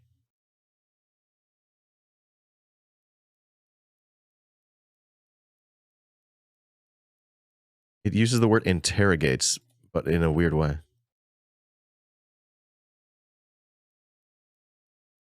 Wow, the Chinese Party state employs surveillance to delineate correct thought and behavior among its citizens, and then persuade through coercion and inducement, self-alignment with party and undefined norms, such as not doing terrorism?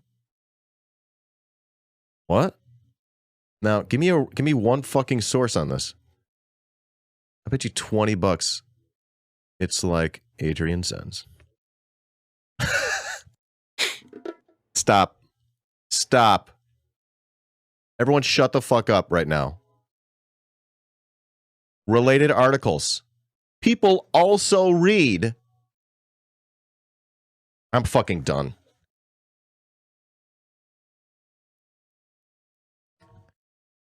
If you don't see what's going on yet, you're the dumbest person alive.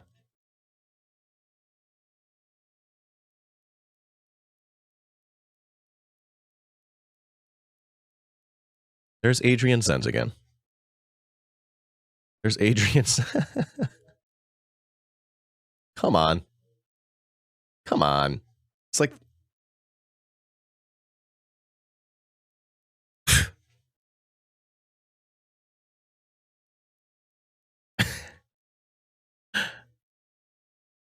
Oh, God. The people falling for this are this.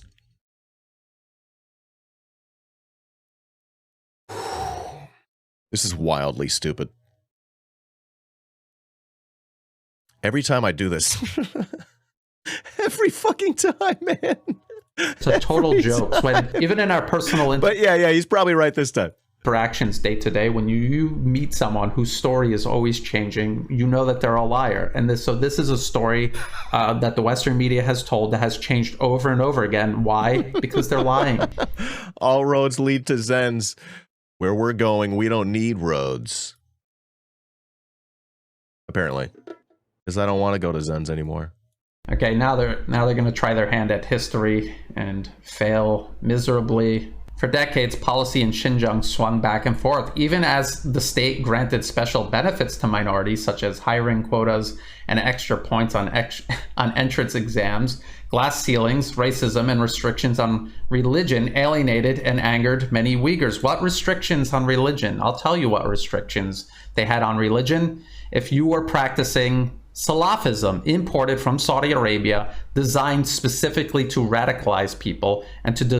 There you go. So before anyone clips me from that moment ago and tries to imply that Muslims are terrorists, and for sure I didn't mean to imply that, this is what we're talking about, Salafism. Divide and destroy wherever this was spreading, like it did in Afghanistan. I'm canceled.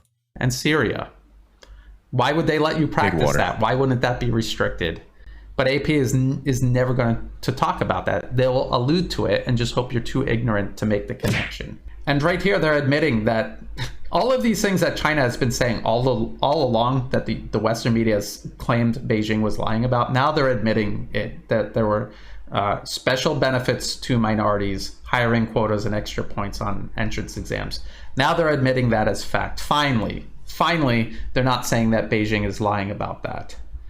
And then here, the harder the government tried to control the Uyghurs, the more stubbornly many clung to their identity. A few resorted to violence, carrying out bombings and knifings against a state they believed would never accord them genuine respect. This whole sentence here is absolute garbage, nonsense, ridiculous. And watch what happens when you click on this. Watch what article it brings you to. It brings you to this article right here. AP exclusive, Uyghurs fighting in Syria take aim at China. So they just said they were fighting violently against a state they believed would never accord them genuine respect. So they're talking about Syria? Are they talking about Syria? What was the editor sleeping when they went through this article? Or is it that their narrative is so incoherent there was no way for them to make it work? What they're actually proving and what they are telling you by linking to this article about these thousands of Uyghur extremists that went to Syria was that this was never about how they perceived Beijing's policies. This was because they were brainwashed, demented extremists seeking martyrdom. And they didn't care where it came from.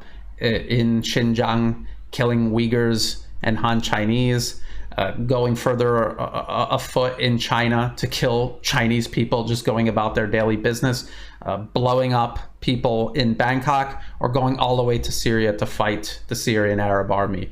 That they were out of their minds. This is why they were being detained and de-radicalized in these facilities that China built, because it was a real problem. And AP is admitting it. They're claiming that they were rising up against a state that didn't respect them. And then they link you to an article about these terrorists murdering people and chopping heads off in Syria. The debate ended soon after President Xi Jinping's rise to power in 2012. The state chose forced assimilation, detaining Uyghurs and other minorities indiscriminately by the thousands and branding them as suspected terrorists. This is not true. This is not true. And they are going to give you evidence put out there by their own Western propagandists that debunks this claim, because it wasn't indiscriminate. They were looking for very specific telltale signs of extremism that would lead these people to carry out the horrific attacks that the BBC reported on. And so again, this is AP suppressing the terrorism, the very real terrorism that was taking place. Even look at it right here. Suspected terrorists. What a special friend you are. Red Star Oki has Red been Star subbed for 4 Oki. months. China bad. What a special CIA friend you are. told me so. Thank you for your 4 months. Love your face, Oki. How you doing? I'm learning a lot today. I just can't believe how deep this rabbit hole goes. Folks, this truly is incredible. I don't know. It's just wow, right? Wow. In quotation marks, as if there wasn't real terrorism taking place in Xinjiang. It's outrageous. It's an outrageous lie. It would be like people pretending that 9/11 didn't even happen at all. Not even questioning the events of 9/11, but pretending like it didn't even happen. That's what AP is doing. And this is supposed to be an authoritative source of information we're supposed to rely on instead of, fake news out there. Today, many checkpoints and police stations are gone, and the bombings have stopped. But the radical divide remains clear. So they're talking about bombings, and then they're putting terrorists in quotation marks. But now they're saying the bombings have stopped. But the radical divide remains clear. Now let's see what they're talking about, radical divides. Here, there's people praying in a mosque right here, which Ryan Grimm, he just said you're not allowed to practice Islam in Xinjiang. And there's a picture taken by AP of that, not Beijing's press corps. AP took a picture of them praying in a mosque. Uyghurs live trapped in an invisible system. Isn't that convenient how invisible it is? That you can't see it, and AP can't take a picture of it or in any tangible way prove that it exists. That's so convenient for them. An invisible system that restricts their every move. It's near impossible for them to get passports. Well, near impossible is different than impossible. And on planes to and from Xinjiang, most passengers are from China's Han Chinese majority. Uyghurs must register with local police. So this is another problem with AP's entire narrative. They're saying that there was this terrorism, there was this crackdown, and now it's being rolled back. Are these permanent things that are still in place? Or are these things that will also eventually be rolled back if things go back to normal and they feel confident that they have uprooted all of this, Salafism imported from Saudi Arabia? AP doesn't leave any room for that possibility. Information on Xinjiang within China is heavily censored, and state media now promotes the region as a safe, exotic tourist destination. As a result, Han Chinese outside Xinjiang remain largely unaware of the restrictions that Uyghurs face. One of a number of reasons why many in China are supportive of Beijing's crackdown.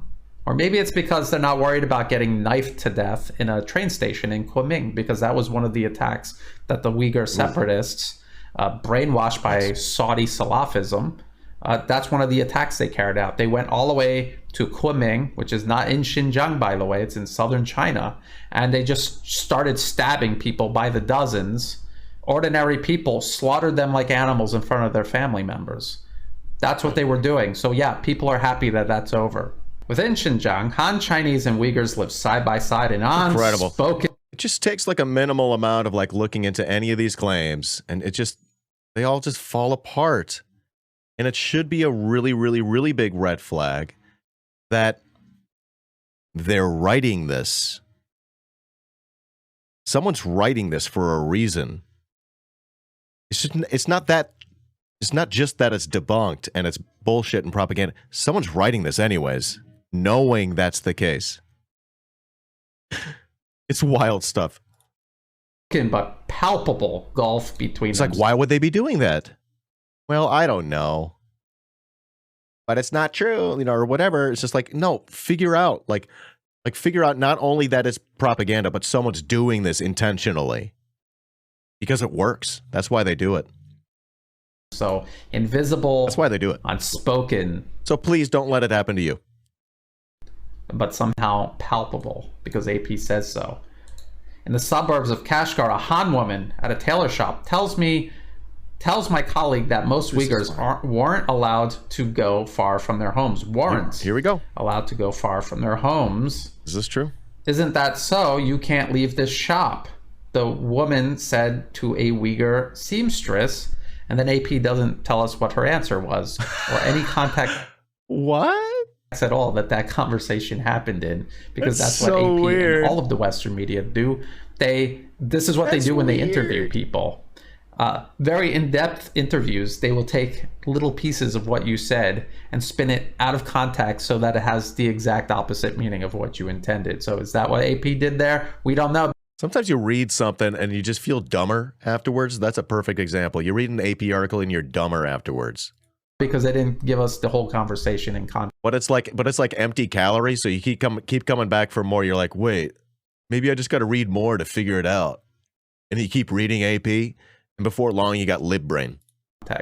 So we could only assume that they're lying because they've been lying about everything else up until now. And then fair. Down the street from the tailor shop, I spot Lunar New Year banners with slogans in Chinese characters like "The Chinese Communist Party is good" plastered on every storefront. And then they're saying, although Uyghurs traditionally celebrate Islamic holidays rather than the Lunar New Year. But I have news for you. Xinjiang is part of China, and there's Han Chinese people living in Xinjiang. So it would make sense to have banners for Muslim holidays. Oh, my Lord. And for traditional Chinese any amount of scrutiny, it just withers away. Holidays, wouldn't it? That would make sense. The diversity that the West is always celebrating, when they see that in Xinjiang, now it's a bad thing suddenly. Interesting. So they're talking to this woman. She approved of the strict measures. Xinjiang was much safer now. The Uyghurs don't do anything around here anymore. Notice how "don't dare do anything around here anymore" is in quotation marks, and the Uyghurs is not. Because again, they're trying to omit context here. She was probably talking about the extremists that were sawing people's heads off in the streets. Oh my God. All over Xinjiang, and then all over It's China. so heavy-handed. And so, yeah, they don't dare do anything like that anymore because the government has it under control. Again, AP extremely duplicitous here. City centers Associated now bustle with propaganda. life again, and with Uyghur and Han children screeching as they chase each other across streets. Some Uyghurs even approach me and ask for my contact, something that never happened on previous visits. So, I mean, it sounds like things are really great, but AP cannot accept that. So they're going to try to paint Wow. normalcy returning to the region after horrific terror and violence. They're going to try to paint it in the worst way This is so exhausting, you know? possible because they're disappointed, because the West is disappointed. They were the ones sponsoring the separatism. I just showed you how the U.S. government literally funds separatist organizations. Control is also tighter deep in the countryside, away from the bazaars that the government is eager for visitors to see. I mean, that's pretty much the same for anywhere in the world that you go. You go to where all of the activity is. Tourists don't go to the countryside unless there's a tourist attraction in the countryside. People don't just want to walk around where people live and work. That would be kind of weird. I know that there's a niche market for that, but most tourists go to where there's a lot of activity, commercial activity taking place in town centers. They're like just walking through side streets outside people's homes. That's actually kind of weird. In one village we stop in, an elderly Uyghur man in a square skullcap answers just one question. We don't have the coronavirus here. Everything is good. Before a local Han Chinese cadre demands to know what we are doing. How long before? How long after? What is it? What is a Han Chinese cadre? What is that? They don't tell you, because I think if they put in the details, you would realize that they're lying to you. They're still lying to you and distorting things. So here's another picture. People in traditional Uyghur clothing. This is apparently taken by AP, not CGTN. You mean asked? Did someone ask you what you're up to later? What the fuck, man? And so, again, what was this cultural genocide I kept hearing? I'm still hearing about cultural genocide. They're not allowed. Dude, cultural genocide is when there's an abandoned home and someone asks you where you're going. To wear their Uyghur clothing. They're not allowed to pray in mosques. Here's AP taking pictures of them doing all of this. And also Uyghur language books sitting on shelves in bookstores. Yeah. A genocide is when there's books. A genocide is when you let people perform. I don't fucking get it. Behind him, a drunk Uyghur man was yelling, "Alcohol is forbidden." It's a genocide when you let people get drunk. For practicing Muslims, especially. I had a genocide the other night, man. I really over genocided. I really had too much genocide in my. I've got a bad relationship with genocide. I really got to figure that out, to be honest. Jokes aside, I got to figure that out. I drank way too much. In the holy month of Ramadan, I've been drinking alcohol. I'm a little drunk, but that's no genocide. Problem. We can drink as we want now. Are they trying to kill him? He shouted. These we bastards. can do as we want. Things are great. See, I told you. Look at that. I'll have the genocide pale ale, please. Now, why is he saying that? Why is AP acting like this is some kind of weird thing? Literally, some people ask me what Malort tastes like, and I say, well, genocide. Or some sort of forced thing. It's because before the terrorism was brought under control, these extremists, brainwashed by Saudi Salafism, they would put you under. The Chinese are trying to kill the Uyghurs through alcohol poisoning very slowly. Knife by letting them drink. If you were drinking alcohol, even if you weren't Muslim, you were just a secular Uyghur or you were Han Chinese. If you're drinking alcohol, that's forbidden. They were trying to create an Islamic state in Xinjiang. They were trying to create East Turkestan. This was going to be like an Islamic state, a caliphate of some kind. This was what they were working on. And so if you liked drinking alcohol, you were under constant threat of violence by these extremists. That's what they're talking about. And this is AP acting as if this is weird or bad. At a nearby store, I noticed liquor bottles lining the shelves. Oh my God, that's terrible. In another town, my colleague and I encountered a drunk Uyghur man passed out by a trash bin in broad daylight. Though many Oh my God, dude. Uyghurs in big cities like What does that sound like to you? What the fuck?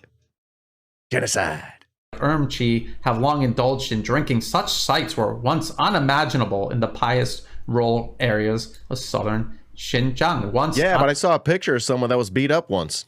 Unimaginable. Once when Saudi. Oh no. Uyghur Muslims. Oh shit. And it's spelled like that, Uyghur.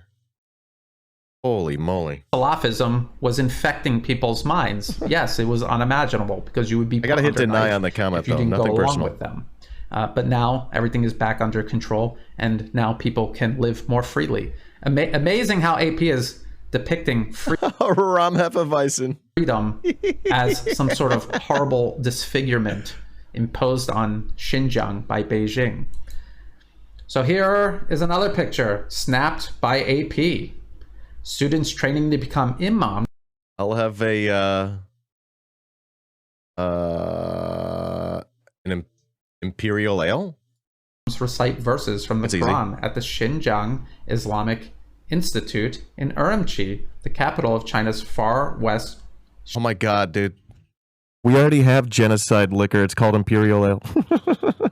Xinjiang region during a government-organized vote for foreign journalists.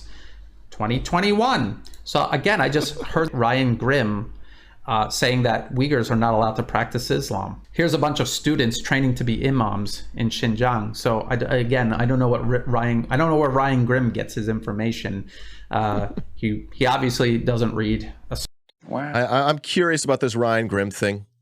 I may want to check this out. I generally respect Ryan Grimm and I take him seriously, but pro streamer ain't nobody perfect, you know? Ryan Grimm. What does that mean? No. Associated Press. On a government-sponsored tour, officials. By the way, I'm so sorry to keep pausing and everything, but she just settled up here in my lap. I want to show you how cute she is. Yeah. Just want to show her how cute she is. She's a good girl. That's Yoshimi. This is Yoshimi.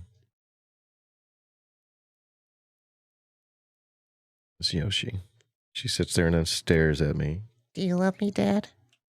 No, I don't. Not when you do this. Now I'm stuck. I can't get up. Show him your face. You zoomed in right when I was showing you. You ruined it. Zool. Oh, that's amazing. She fights the pink robots. She's got a black belt in karate. She's got to discipline her body. Grimm carries water for State Department. He does good reporting on some stuff and others. Cute cat.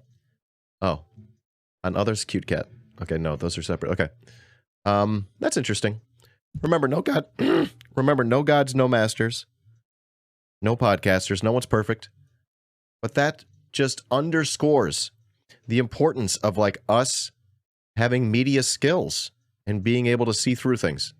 Ryan Grimm is my God, and this is making me very emotional. That's okay. No gods, no masters. No one's perfect. Even you. Ryan Grimm told you to believe something. You wouldn't respect yourself for believing it just because he said it.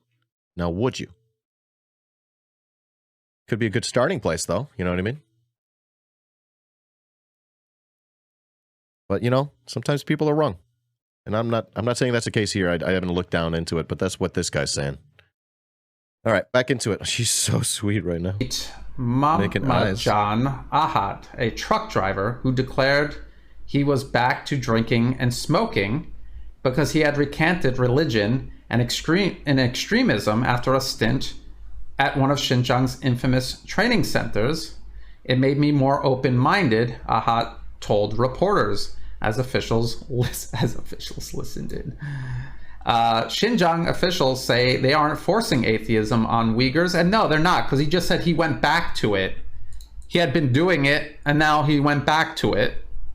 And in between, he was an extremist because the imported Saudi Salafism radicalized everybody, and he was sucked into that, and he went to the training center and they deprogrammed him. It's like a cult member rejoining human civilization again, getting out of that fantasy world and rejoining society.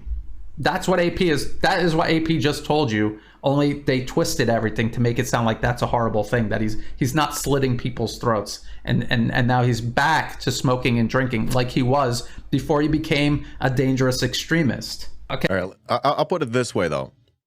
I love how you say, I thought that if I made a shrine to Ryan Grimm, I would become perfect. I'll put it this way. I still look up to Ryan Grimm, you know? You know, everyone can be wrong. I'm not even 100% sure that that's the case here. I don't know. I don't know. But if he is wrong, you know, that's fine. Because why? No one's perfect. I'm not out to cancel Ryan Grimm for being wrong about something.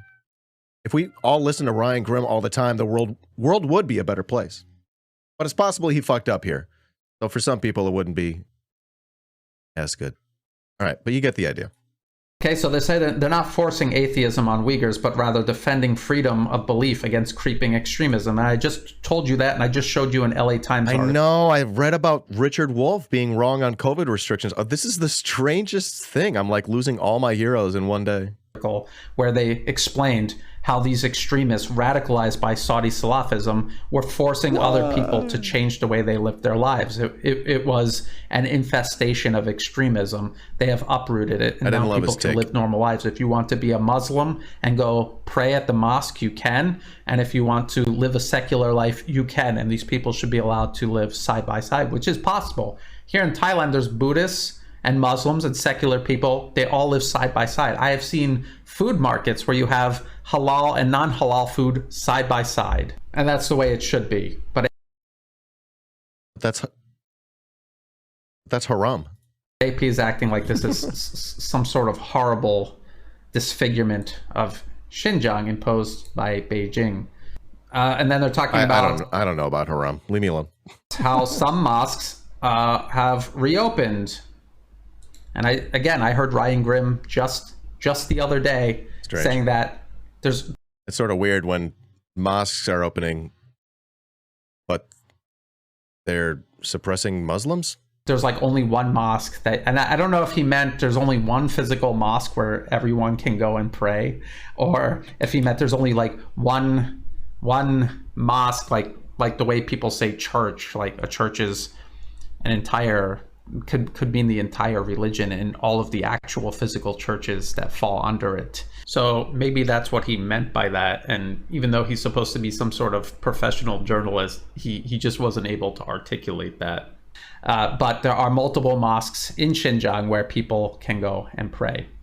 AP admits that. And here they are.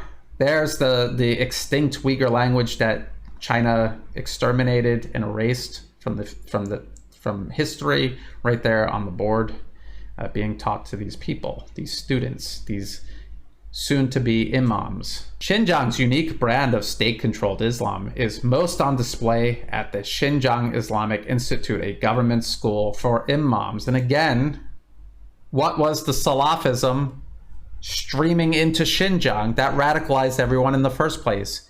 That was also state-controlled, but not by the Chinese state, by a foreign state, Saudi Arabia, one of the most notorious state sponsors of terrorism on earth.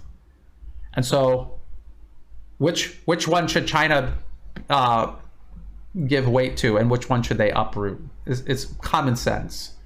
But AP's job is to introduce as much ambiguity to what is otherwise a very common sense decision to make, as much as possible. Here, young Uyghur men chant verses from the Quran and pray 5 times a day. They get scholarships and opportunities to study in Egypt. So it's not like something Beijing just made up this like fake version of Islam for them to practice. They're allowing them to go to Muslim majority countries, just not Saudi Arabia.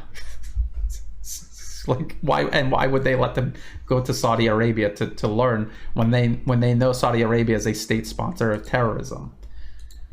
Officials say as they walk around us So I mean, like they're admitting that everything they've told us up until now is a lie, and now the things that they're telling us they saw in Xinjiang, they're trying to suggest that the only reason you're hearing anything positive at all is because you have all of these officials looming over them. And they do it again here. Religious freedom is enshrined in China's constitution, said a student, Omar Adil Abdullah. As officials watch him speak, it's totally free. But I mean, like, they're in the building that they're doing all of this in. It's obvious that it's happening. And they just throw that in there to cast doubt on it, even though there's actual physical evidence that this is happening, as opposed to the genocide, cultural museumification that they're claiming is taking place without any evidence at all. He's literally standing inside the building China is doing this in on behalf of Muslims, and they're still trying to cast doubt on it. I just wonder why wonder why they're not as skeptical when they hear these so-called witnesses who are based in Washington, D.C. and are funded by the U.S. government, who are claiming there's genocide going on. I just wonder why they don't have the same level of skepticism for them, especially when they have no evidence at all of any of the things that they're saying. I just wonder why that might be. And then he's saying, and then this journalist, quote unquote journalist, is saying, I crack open a textbook on another student's desk. A good Chinese Muslim has to learn Mandarin. You're in China, and everyone in China speaks Mandarin. And if you don't speak Mandarin, you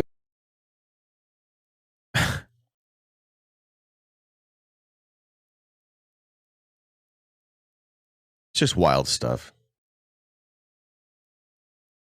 The lib test, again, is the same thing we did earlier.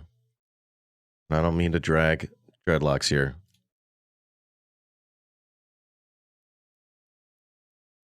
China has released a rod of propaganda that says there's a genocide going on. Here's the deal.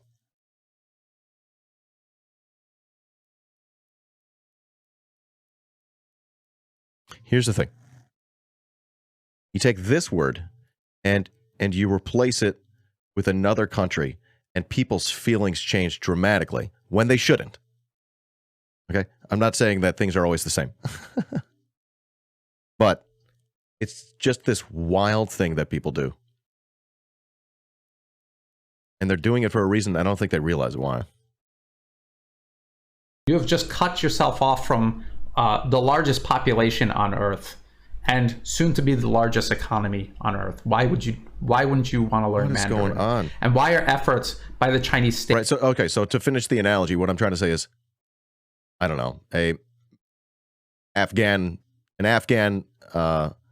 immigrant comes to the United States after we bomb the shit out of the country, and they say out loud, a good Afghan would learn English, you know, the language that's spoken in this place, you know? And does that mean there's a genocide of the Afghan civil? The logic makes no sense. The logic makes no sense, but for some reason, it helps connect the dots for some people as they go, yes, China bad. Oh my God. They're being forced to learn the language. Well, hold on. Is it possible they're just choosing to? Get out of here, dude. Teach people in Xinjiang Mandarin. Why is this seen as somehow strange or intrusive or as some sort of imposition? If you go to school anywhere in the United States, you're going to be taught in English. That doesn't mean you can't speak another language. Obviously, they're speaking Uyghur, and they're writing Uyghur, and the signs are in Uyghur, and there's actual tangible photos you can look at that AP themselves took where you see the Uyghur language. But you need to learn Mandarin, and things will be taught in Mandarin. Why is that strange? You're part of China. The official language is Mandarin. Schools teach in Mandarin. What is so strange about that? Must be a genocide. As I flip through the book, I spot other lessons. Dude, when you learn another language when you're living in that country, you're getting genocided. We must be grateful to the party and government for creating peace. Yes, you probably should be grateful. There was horrible terrorism taking place, and now there's peace. What's not to be grateful? Are you upset that there's peace? We must strive to build a socialist Xinjiang with Chinese characteristics, says another. Amen. Xinjiang is part of China. China is a socialist country. So then Xinjiang is also going to be socialist with Chinese characteristics. It's basic common sense. It's like the US Constitution applies to all states. Oh my God, did you know like capitalism with American characteristics isn't genocide, but socialism with Chinese characteristics is? Isn't that wild? Since it's like the US Constitution applies to all states within the United States, not just, you know, there in Washington, D.C. Again, AP is trying to make things that are totally normal seem bizarre or authoritarian. Uyghur is still spoken everywhere, but its use in public spaces is slowly fading. In some cities, entire blocks freshly constructed have signs only in Chinese, not Uyghur. And again, there's a lot of Han Chinese people moving there. And so that's why you're going to have a lot of people putting things up. And it's like if you go to Texas in the United States, you'll see a lot of signs in Spanish. If you're driving around in New York, not so much. It's basic common sense. And then there are certain areas where Hispanic communities are expanding, and you'll start to see a lot of signs in Spanish. So instead of English in the United States. It's just the way demographics shift. And again, there's nothing sinister about any of this, but that's not AP's job to tell you the truth. Their job is to try to convince you that somehow now there was a cultural there was genocide, cultural museumification, and now invisible oppression taking place here. Okay, so then there is kind of like this museum or memorial. Wild. I just looked up stats. Just looked up some stats. I was curious. The U.S. has 8.7 people dying per capita every year. China's got 7.07. Take a guess as to where Western media is saying there's a genocide occurring. Just take a guess. Figure it out. To the campaign against terrorism. They're showing you all these weapons they seized from these extremists. In bookstores, Uyghur language tomes are... What is that? That's like when the cops line up their halls, right? When they show the guns that they get from the streets. So does that mean there's a genocide? What the fuck? These extremists. In bookstores... It's just so exhausting. I'm not gonna lie. Uyghur language tomes are relegated to sections labeled ethnic minority language books.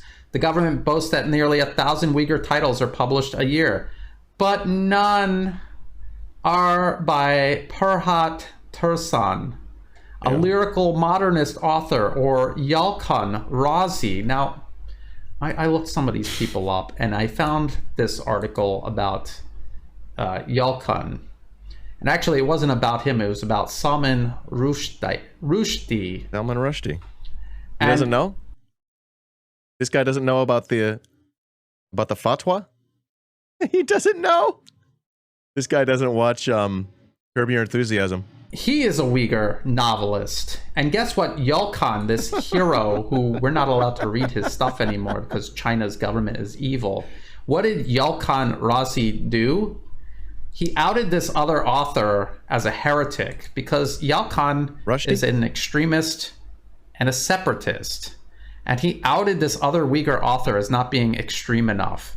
As, you know, if you're talking about white supremacists, they will accuse white people who do business with other ethnicities, or get married to people of other ethnicities as race traitors. And so that was basically what Yalkun, who do business with other ethnicities, or get married to people of other ethnicities as race traitors. And so that was basically what Yalkun was calling this other Uyghur author. So that's why you're not reading his books. That's why his books aren't on the bookshelf, because China's trying to stamp out extremism and separatism. And Yalkun Razi was an extremist and a separatist. So goodbye. His books are not going to be, and they even say firebrand commentator, which... Yeah. That's pretty wild stuff, right? Oh my God. firebrand is a good way of saying extremist without saying extremist. They, like most prominent Uyghur intellectuals, have been in. I want to show you the difference of societies here. In China, they banned those books. Pretty wild stuff, right? A little tricky. In the United States, you could buy the Unabomber's Manifesto on Amazon. I don't know, which world do you prefer? Sort of wild stuff, isn't it? Imprisoned. Again, why would he be imprisoned? Because he was an extremist and a separatist, and the extremism and separatism he was promoting was translating into violence that was killing people. So that gets you in jail. Common sense portrayed as seems extreme oppression. both ways. And depends what kind of extreme you prefer. Censorship carried out by the evil Chinese government, by AP. On the shelves instead, Xi Jinping thought, biographies of Mao, lectures on socialist values, and Mandarin Uyghur dictionaries. And I'm sure that there's other things on the bookshelf, but they don't want to tell you because then it would ruin their narrative. Many Uyghurs still struggle. Oh, and by the way, before I continue, there have been these fake activists that are paraded around by Washington claiming there's genocide going on in Xinjiang. And they claim that there were no Uyghur books in bookstores, but AP has found them. And now they're complaining that they're not Uyghur enough. So again, the constant backpedaling from their initial accusations, they're backpedaling because nothing that they say is based in evidence. They're lies. And as people call them out on their lies, they need to retrench. Many Uyghurs still struggle with Mandarin, from young men to elderly grandmothers. In recent years, the government has made Mandarin the mandatory standard in schools. Why wouldn't it be? Xinjiang is part of China. The official language is Mandarin. You have to learn Mandarin. I would call it mild censorship, but I see your point. If you go to school in the United States, you have to learn English. On the state tour, a headmaster tells us that the Uyghur language continues to be protected, pointing to the minority language classes, but all other classes are in Chinese, and a sign at one school urges students to speak Mandarin, use standard writing. Yes, if you want to learn a language, you need to speak it as often as possible and write in it as often as possible. If you're trying to teach students Mandarin, they would be encouraged to do that, just like if you went into an English language school here in Thailand, that's what they encourage you to do. And so there's nothing odd at all about this. This is just AP trying to twist it into something sinister when it's just a country trying to get people who have been left behind, trying to get them to catch up by learning the language so they can do business with everybody else in the country, the vast majority of the people in the country who speak Mandarin. The most heavily criticized aspect of Xinjiang's crackdown has been the so-called trading centers, which leaked documents show are actually extrajudicial indoctrination camps. No, they're not. And they have a link here to the leaked documents. I'm going to show you the leaked documents. I'm going to show you how, first of all, they were leaked by these US-funded frauds, Adrian Zenz and these other government contractors. That's one. Number two, if the documents are even real, which we could never be sure of, but even if they were real, the way they present them, and then when you actually click on them and read them, they're two totally different things. And I'm going to show you them right now. So that is one tactic. To this. The internet. That's one tactic. They'll give you a link, a whole thread of links. Here's what's happening. It's a genocide. And then you look at the links and they don't connect the dots. You're like, you don't even know what you're doing. First of all, a lot of times they just share the articles because they just need something to share. They haven't even looked at it themselves. It's incredible. National Consortium of Investigative Journalists, China Cables. And so they got a handful of documents here. And again, Adrian Zenz, victims of Communism Memorial Foundation. Their authenticity was confirmed by Adrian Zenz. Get the fuck out of here. Do you think they're going to give a fair shake to anything they get their hands on from China? Of course not. It's funded by the U.S. government, and these are people who are openly anti-China. And I don't even think genre, that welcome back. Hide Love that. your face. And so they're trying to convince you that these are genuine, but nothing they say can be trusted. And none of this is even very convincing. But anyway, let's just take a look at this. They're saying this is an operations manual for running the mass detention camps. It's marked secret and was approved by Zhu Hailan, then deputy secretary of Xinjiang's Communist Party. Now, before I show you this, just remember, this was marked secret. This was a super secret internal document that no one was supposed to see. So this was not prepared for Western consumption. This was actually, we're led to believe, how they were thinking when they were setting up and running these centers. So autonomous region state organ telegram. Options on further strengthening and standardizing vocational skills, education, and training centers work. Jesus Christ. Okay. So that's a far cry from... Oh my God, right? So scary. I know Halloween's over, but I'm frightened.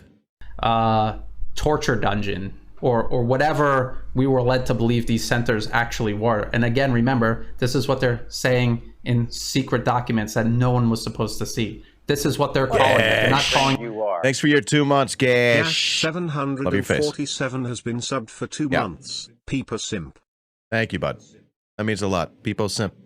Right back to you. torture dungeon. They're not calling it extrajudicial detention facility. Yeah. They're calling it a vocational skills education and training center. That's what they're calling it. So let's see what some of the topics were. I'm sure we're going to read all about tiger chairs and electrocuting people's testicles.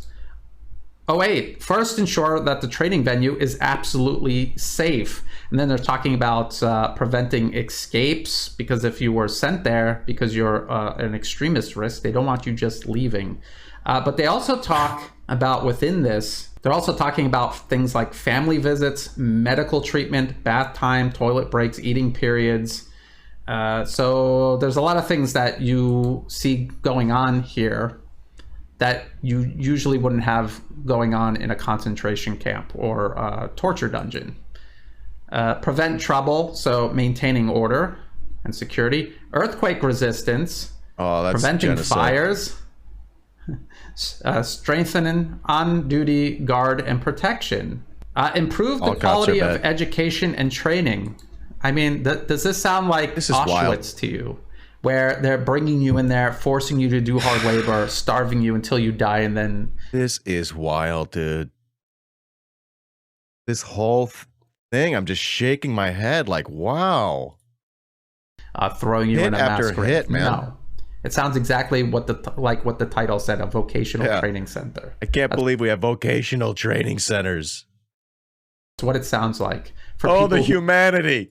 who are troubled, for people who are infected by Saudi-sponsored Salafism, designed specifically to divide and destroy people, to provoke violence, and to get people killing each other. This is how they were trying to deprogram them and reintegrate them into society. Okay, so they're talking about the 3 studies. Adhere to the daily concentrated study of the national language, Mandarin, law, and skills.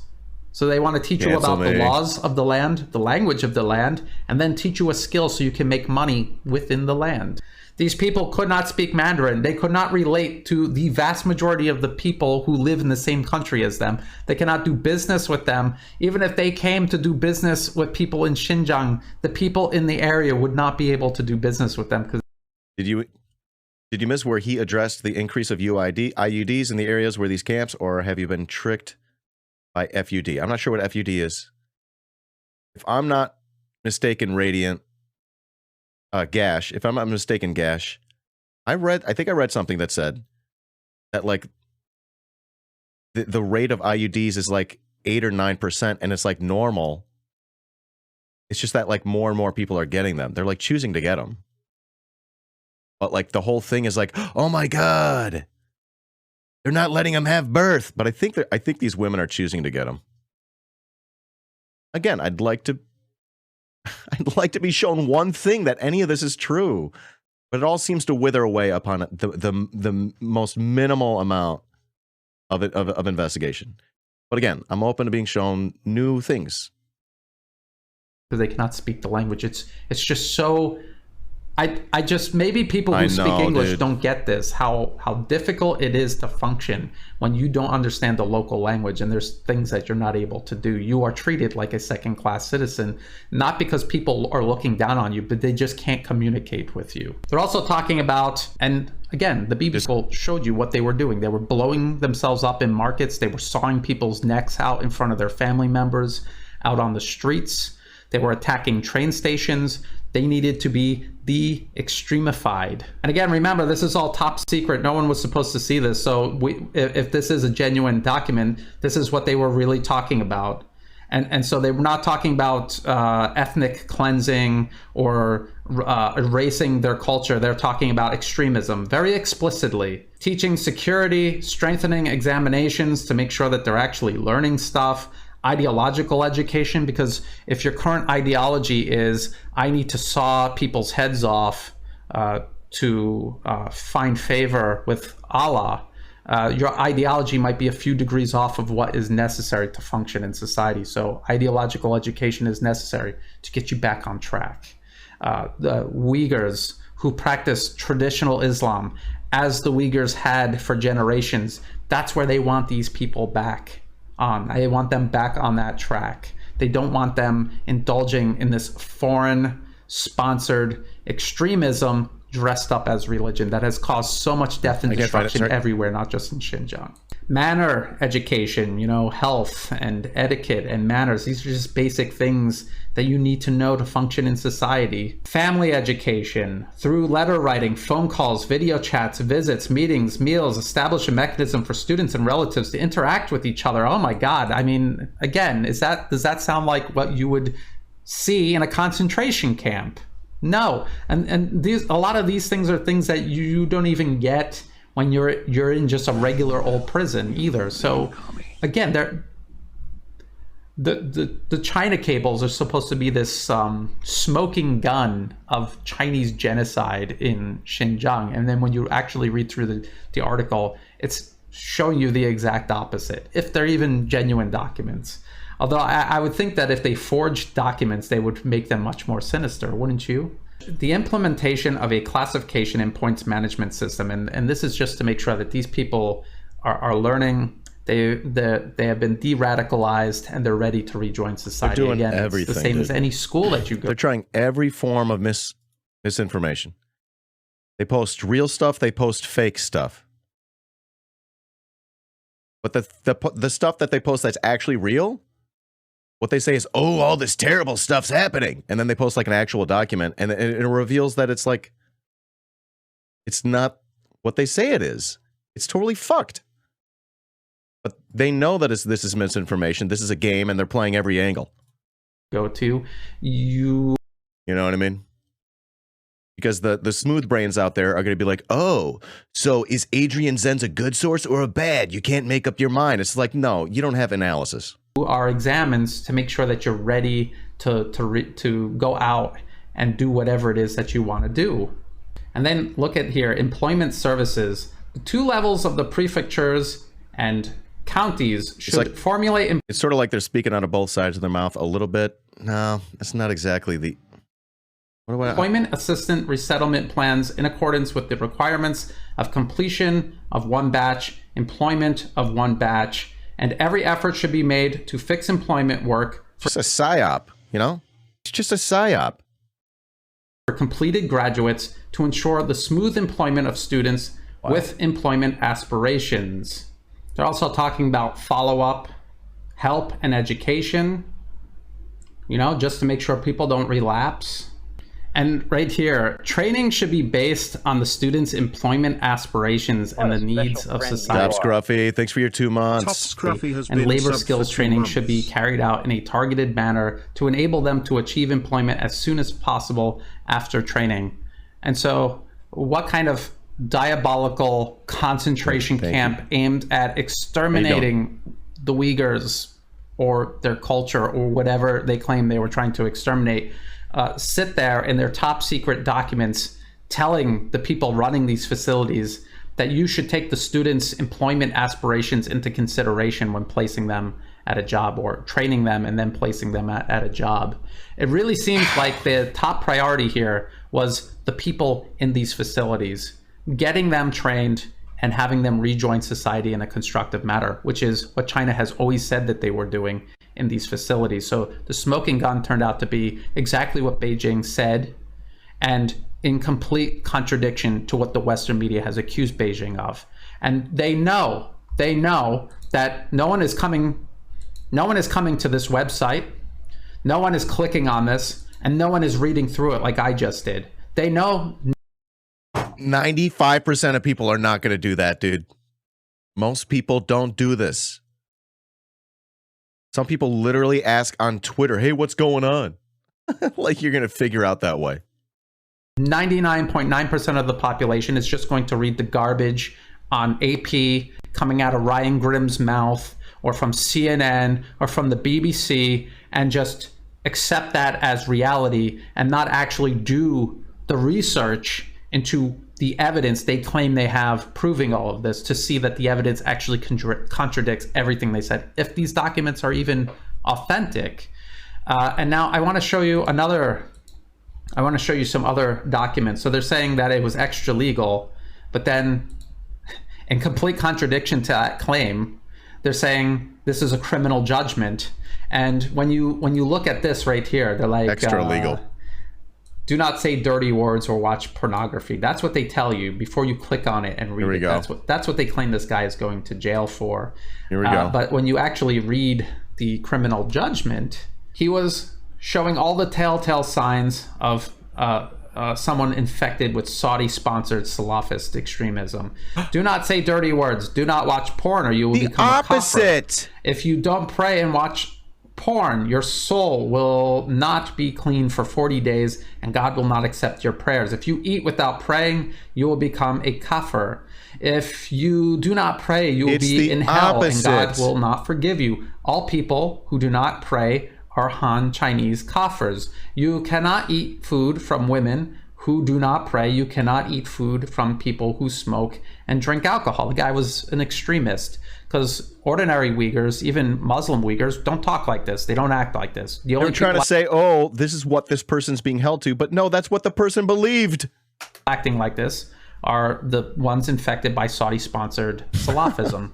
The same Salafism that has 5,000 Uyghurs in Syria fighting alongside Al-Qaeda and ISIS. So it's a warning that your mind is gone, been brainwashed, and you're in a condition that could be described as mental illness.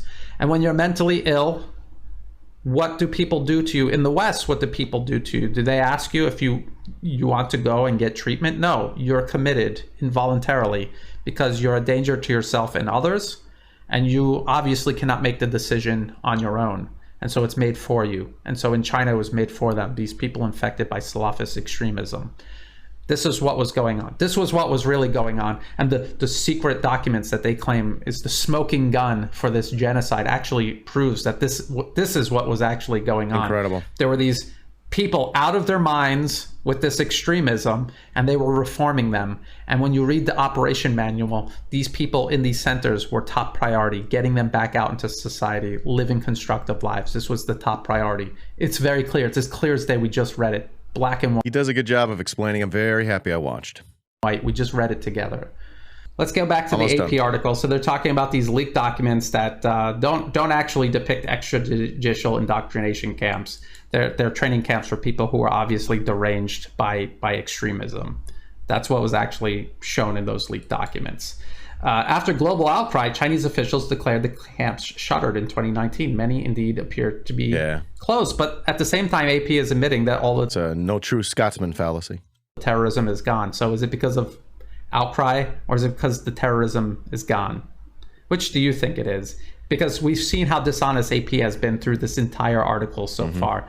Is this the first thing they're telling the truth about? And the answer is no, of course not. It may be.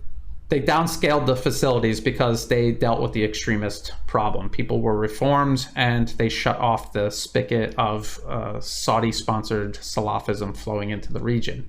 And so the training centers have all been converted. There's still some detention facilities, but it's a way to excuse me. It's a way to perform separatism. That's like what it is. It's like it's performed by the religious and the political alike. Find prisons everywhere in any country you go to. So again, absolutely ordinary things depicted as sinister. What do you mean? Reform is possible? Reform of extremists? I guess. I don't know. I don't know how to speak to that. And then here, a third ranks among the largest detention facilities on Earth. The irony is that, like, we had, like, Guantanamo Bay, you know what I mean? And we're like, oh, we just held them for years. We didn't even try to reform them.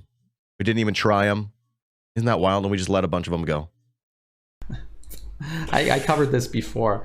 Before they said it was the largest detention facility on Earth, but that's obviously not true. The largest detention facilities on Earth are in the United States. Yeah, he says they're sort of being reformed. They're getting released into society. Yeah.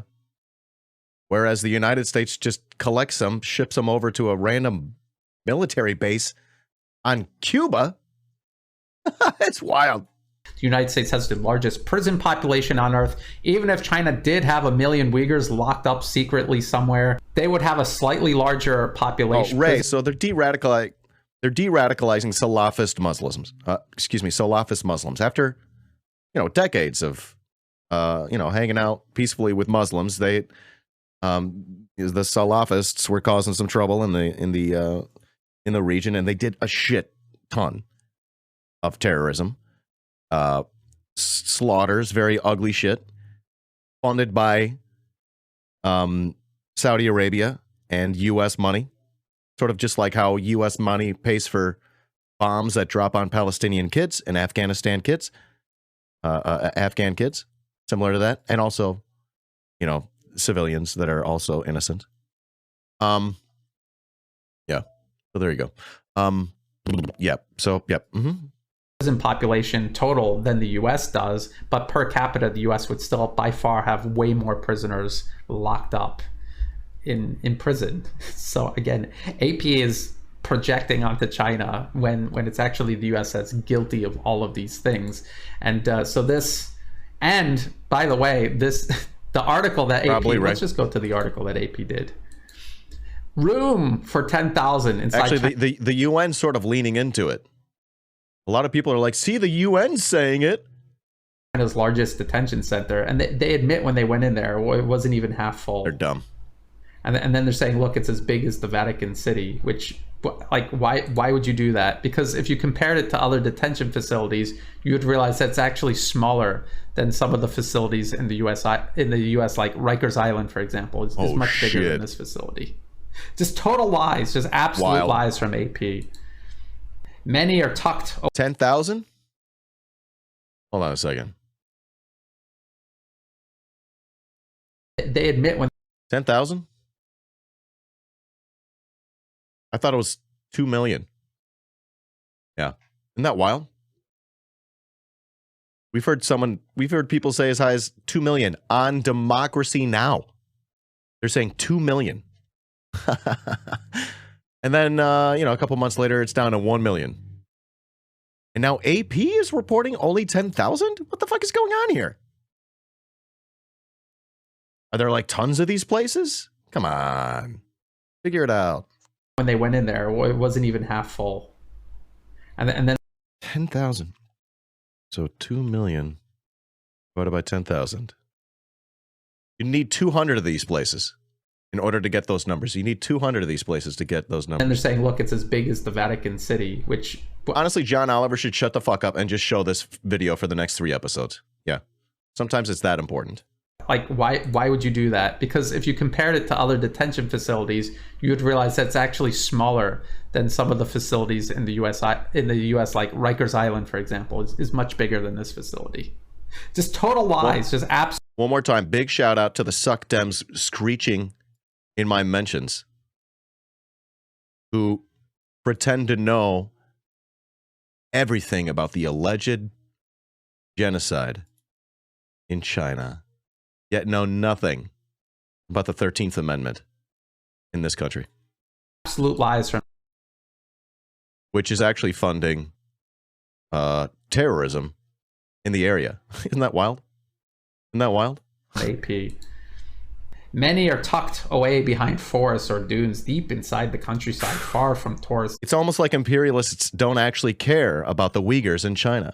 in city centers. Like every other prison on Earth, you don't put prisons in the city center. They're not tourist attractions. Oftentimes, detention Smart guy. facilities are holding dangerous people that you're removing them from society. That's literally the point of these facilities, is you're removing dangerous people from society until you're sure they could be put back into society. And if you hate to hear about that, you might be surprised to hear about all of the prisoners that we have in the United States. It's just wild. You would keep them in remote areas. Again, totally normal, done in literally every I'll let you know it's bigger than 10,000. Yeah, it's a bigger number country than that. on Earth. AP is acting as if this is like some kind of secret conspiracy Beijing is doing in the shadows. In Urumqi, at an anti-terror exhibition in a vast modernist complex near glass office towers and freshly laid highways. So sounds like there's a lot of progress going on in Xinjiang, actually, which they've decided deliberately not to talk about. What? The Chinese authorities Freshly laid highways. have rewritten history, though We talked Xinjiang about that, has Radiant. cycled in and out of Chinese control and was independent as recently as the 1700s. Now, I am not known for being a mathematician, but I Wow. am pretty sure that That's 300 the years. 1700s is over 300 Get years the fuck out of here. ago. And also briefly, in the last century, the territory's past is casually dismissed. Briefly in the last century, just like briefly last century, Japan controlled most of Southeast Asia, but no one seriously thinks Japan now has any sort of legitimate say in what goes on in Southeast Asia because of those brief periods in time they controlled Southeast Asia. And so, again, this is AP rewriting history and then accusing Chinese authorities of rewriting history. Although there were some kingdoms and khanates in Xinjiang in the past, they were all local regimes within the territory of China. Of course. And AP basically said that themselves as well. It's written in English and Chinese. No Uyghur script is seen anywhere in the exhibit. Guns and bombs sit in glass cases. Ones, the exhibit says, were confiscated from extremists. So again, there's physical evidence sitting in front of AP that they are skeptical of. And then without question, they accept this testimony of these malcontent, obviously pro-separatist witnesses sitting in Washington, funded by the US government, claiming there's genocide taking place in Xinjiang. Our anti-terrorism and de-radicalization struggles have achieved remarkable results. So Beijing's story has remained the It takes a lot to pierce the veil of imperialist propaganda, Radiant. same all throughout all of this. For years, they have said they are fighting terrorism, they are fighting radicalization, they are trying to de-radicalize these people who have been infected by Salafism, which is not indigenous to Xinjiang, is not part of Uyghur tradition, history, or culture, and they were fighting against terrorism. And they're saying that to AP, and AP is acting as if this is just what Beijing is claiming. And then they go back to showing how China, as policy, is building monuments to Uyghur culture. Literally building monuments to Uyghur culture. Officials dodged questions about how many Uyghurs were detained, and what questions do you think they might have been asked? So how many millions of Uyghurs are in the detention facilities? Tell us how many Uyghurs were in the detention facilities. And of course, they're not going to answer those questions. Or they did answer it and they didn't like it, so they just said they dodged it. And then here they're talking about how they were sitting next to the party secretary of Aksu Prefecture, and also the vice chairman of Xinjiang's People's Congress. They're both Han Chinese, like most of Xinjiang's powerful men. Over grilled lamb and yogurt, so they're sitting there eating Uyghur food that's indigenous to Xinjiang. These two Han Chinese conquerors. They're sitting there eating Uyghur food because, you know, that's what you do when you're genociding someone's culture, is you indulge in their culture. We watched grinning Uyghurs dressed in traditional gowns dance and sing. And then one of the officials turns to them and says, see, we can't have genocide here. We're preserving their traditional culture. And that's how it ends. That's how their whole article ends, where the AP journalist literally has a living, breathing example of Uyghur culture literally dancing in front of him.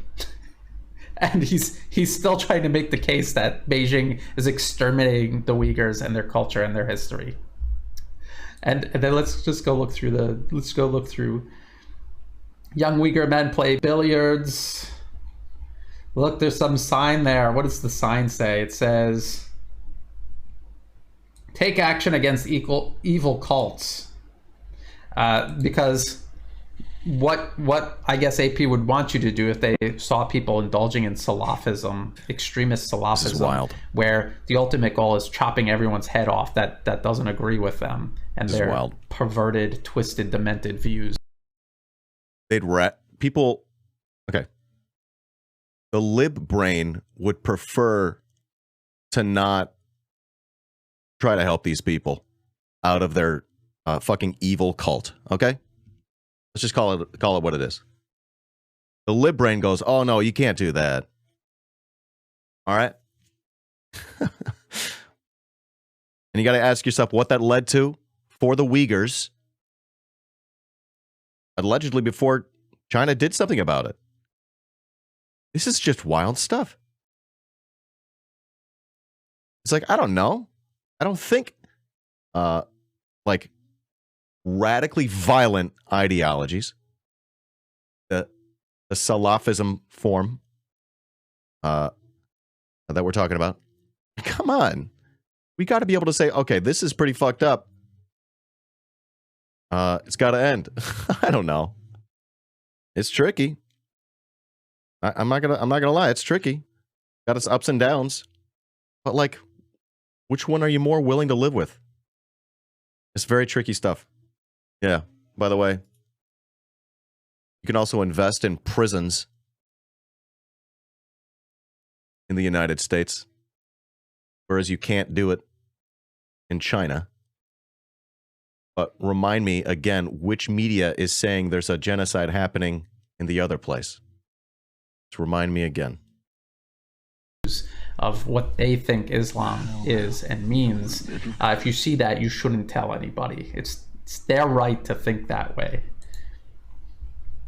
Then they have this person from a Chinese fable. So again, diversity. AP is, you know, like they're not really telling you directly that this is all horrible things, but the purpose of these pictures is to show you that it's not pure Uyghur culture here in Xinjiang.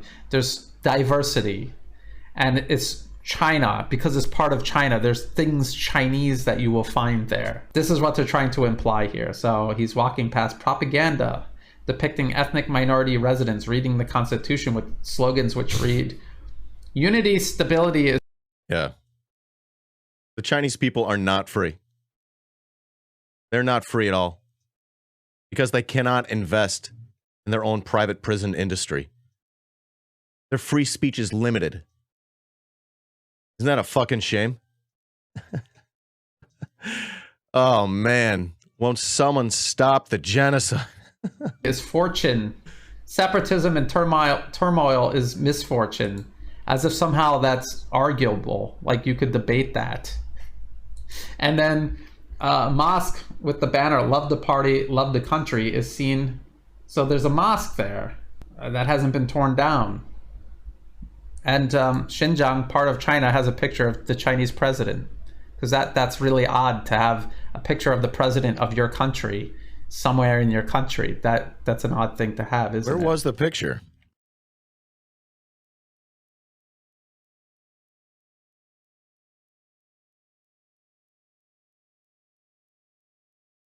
On the top of the mosque? That hasn't been torn down.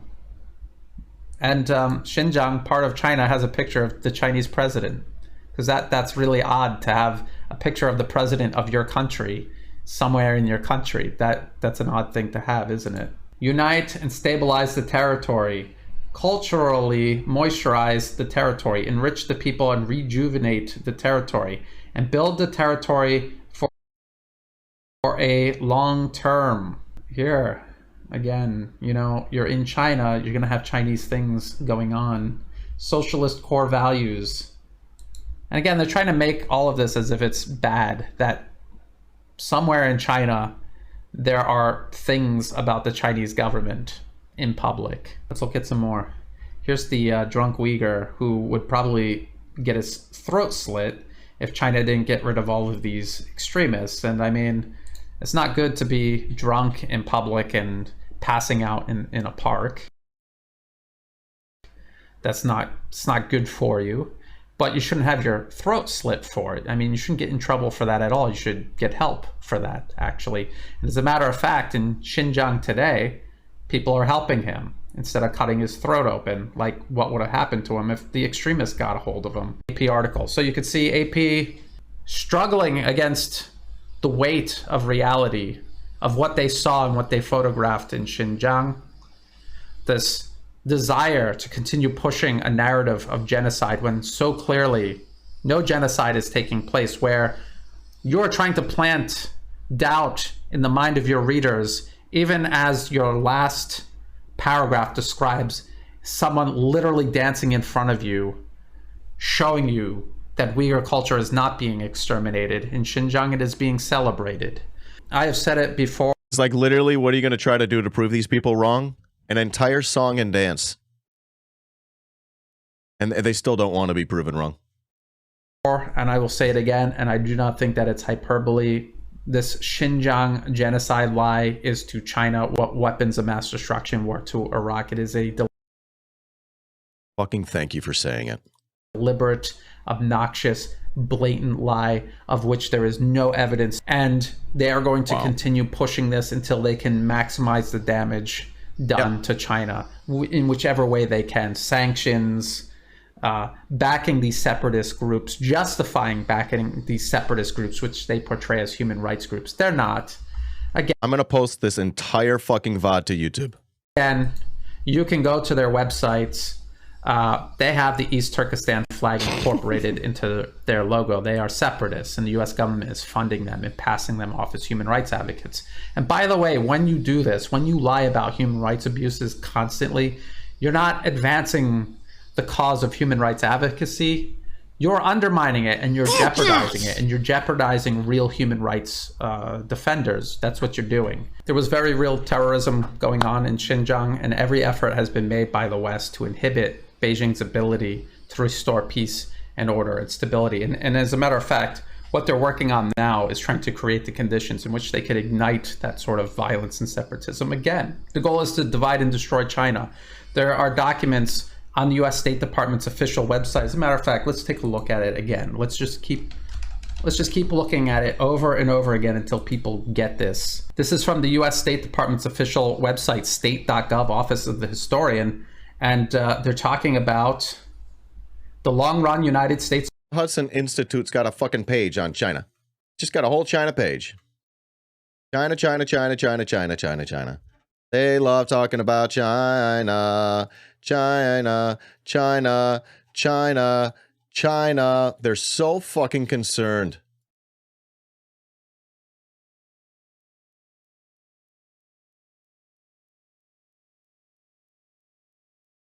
This is wild.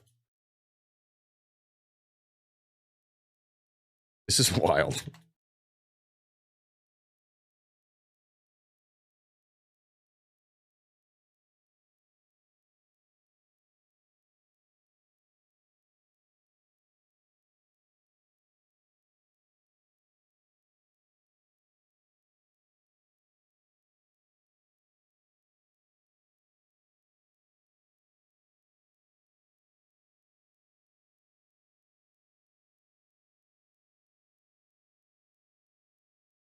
I'm only to June. June. We're only to June.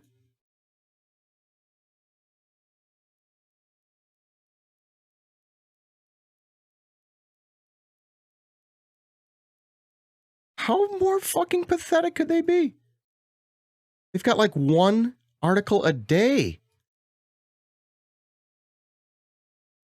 Oh my lord.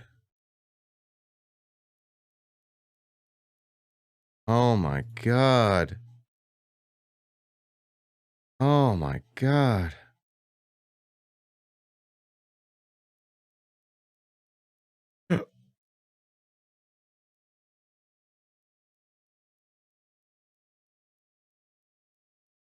Red flag, anybody? You want to be on these people's side? Jesus Christ. Policy to contain communist China. In regards to the Vietnam War, they were fighting the Vietnam War, killing millions of people as part of this desire they have to encircle and contain China.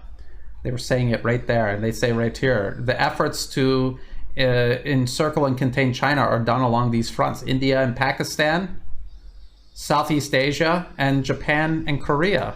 And of course, India, Pakistan is near Afghanistan and Xinjiang. And so this is what they've been doing for decades, and they're still doing it right now. So I hope you learned something about what's going on in Xinjiang right now, and how even AP has to admit that genocide was never happening. They could never convince anyone that was happening. Genocide. For years, Cultural they claimed genocide. cultural genocide is happening. And AP just went to Xinjiang and saw that culture of the Uyghur people is being celebrated and propped up, not suppressed or erased. So they are liars. They've just admitted that for years and years they lied. Everyone who told To be fair, I'm not muted this time. I'm just talking to myself. I'm just like mumbling. this lie. Ryan Grimm just told somebody the other day that if you try to deny cultural genocide in Xinjiang, you have no credibility. Well, for Ryan Grimm, he Ryan has no credibility because there is no cultural genocide taking place in Xinjiang. The only thing that was being erased was Saudi-sponsored Salafism, which should be erased. It should be erased from every corner of the globe. It is a perversion of Islam that has been a burden not just to the people targeted by its violence, which includes a lot of Muslims, mostly Muslims. Wild, yeah. But it is Islam itself that is under threat. So you want to talk about cultural genocide? Talk about the cultural genocide that's taking place because of the U.S. and its allies like Saudi Arabia and Qatar that are sponsoring this poisoned version of Islam that is trying to overwrite and erase genuine That's why you got to be a little sus of Al Jazeera. Islam, including in Xinjiang. If you thought the video was useful, please like and share it. Consider subscribing. It's free to do, and it helps the channel grow. I have a website, newatlas.report. All of my work can be found there. I'm not on social media, so if you want to follow all of my work, my articles, my videos, I like this guy. newatlas.report is the place to do it. There are no ads. There is no paywall, and there never will be. In the video description below, I'm going to have all of the links to everything that I just covered here. I don't know how to read. So you can look through it yourself. I only watch YouTube videos. And you can see for yourself just how badly we're being lied to about Xinjiang and the cultural genocide of the Uyghurs, who are singing and dancing in their traditional clothing, singing songs in their traditional language, right in front of AP reporters. And they're still going to... Doing a literal song and dance to prove that they're not being genocided. But like the reporters are like, la la la. Sounds to me like it's a genocide. Insist that this is taking place. There's also ways in the video description below where you can help support my work. And to everyone who has been, whether it's Patreon month to month, one-time donations, or even if you're just sharing and liking my work, Robbie, this it got me helps too. me tremendously. I could not do this work without that help. And so thank you. And as always, thank you for watching. What a ride. What a ride, dude. Oh. All right. That was awesome. I've really, really enjoyed that. I want to encourage you to support the channel. Help me keep this kind of stream alive. You need to know that I'm not going to get sponsors for this kind of content. We'll say this. The vast majority of sponsors don't want to touch this kind of content. I'm relying on your help. Hey, YouTube. Watching a clip from my Twitch channel. twitch.tv/iDanSimpson, where you can follow for free and subscribe for only $5 a month. Thanks for watching.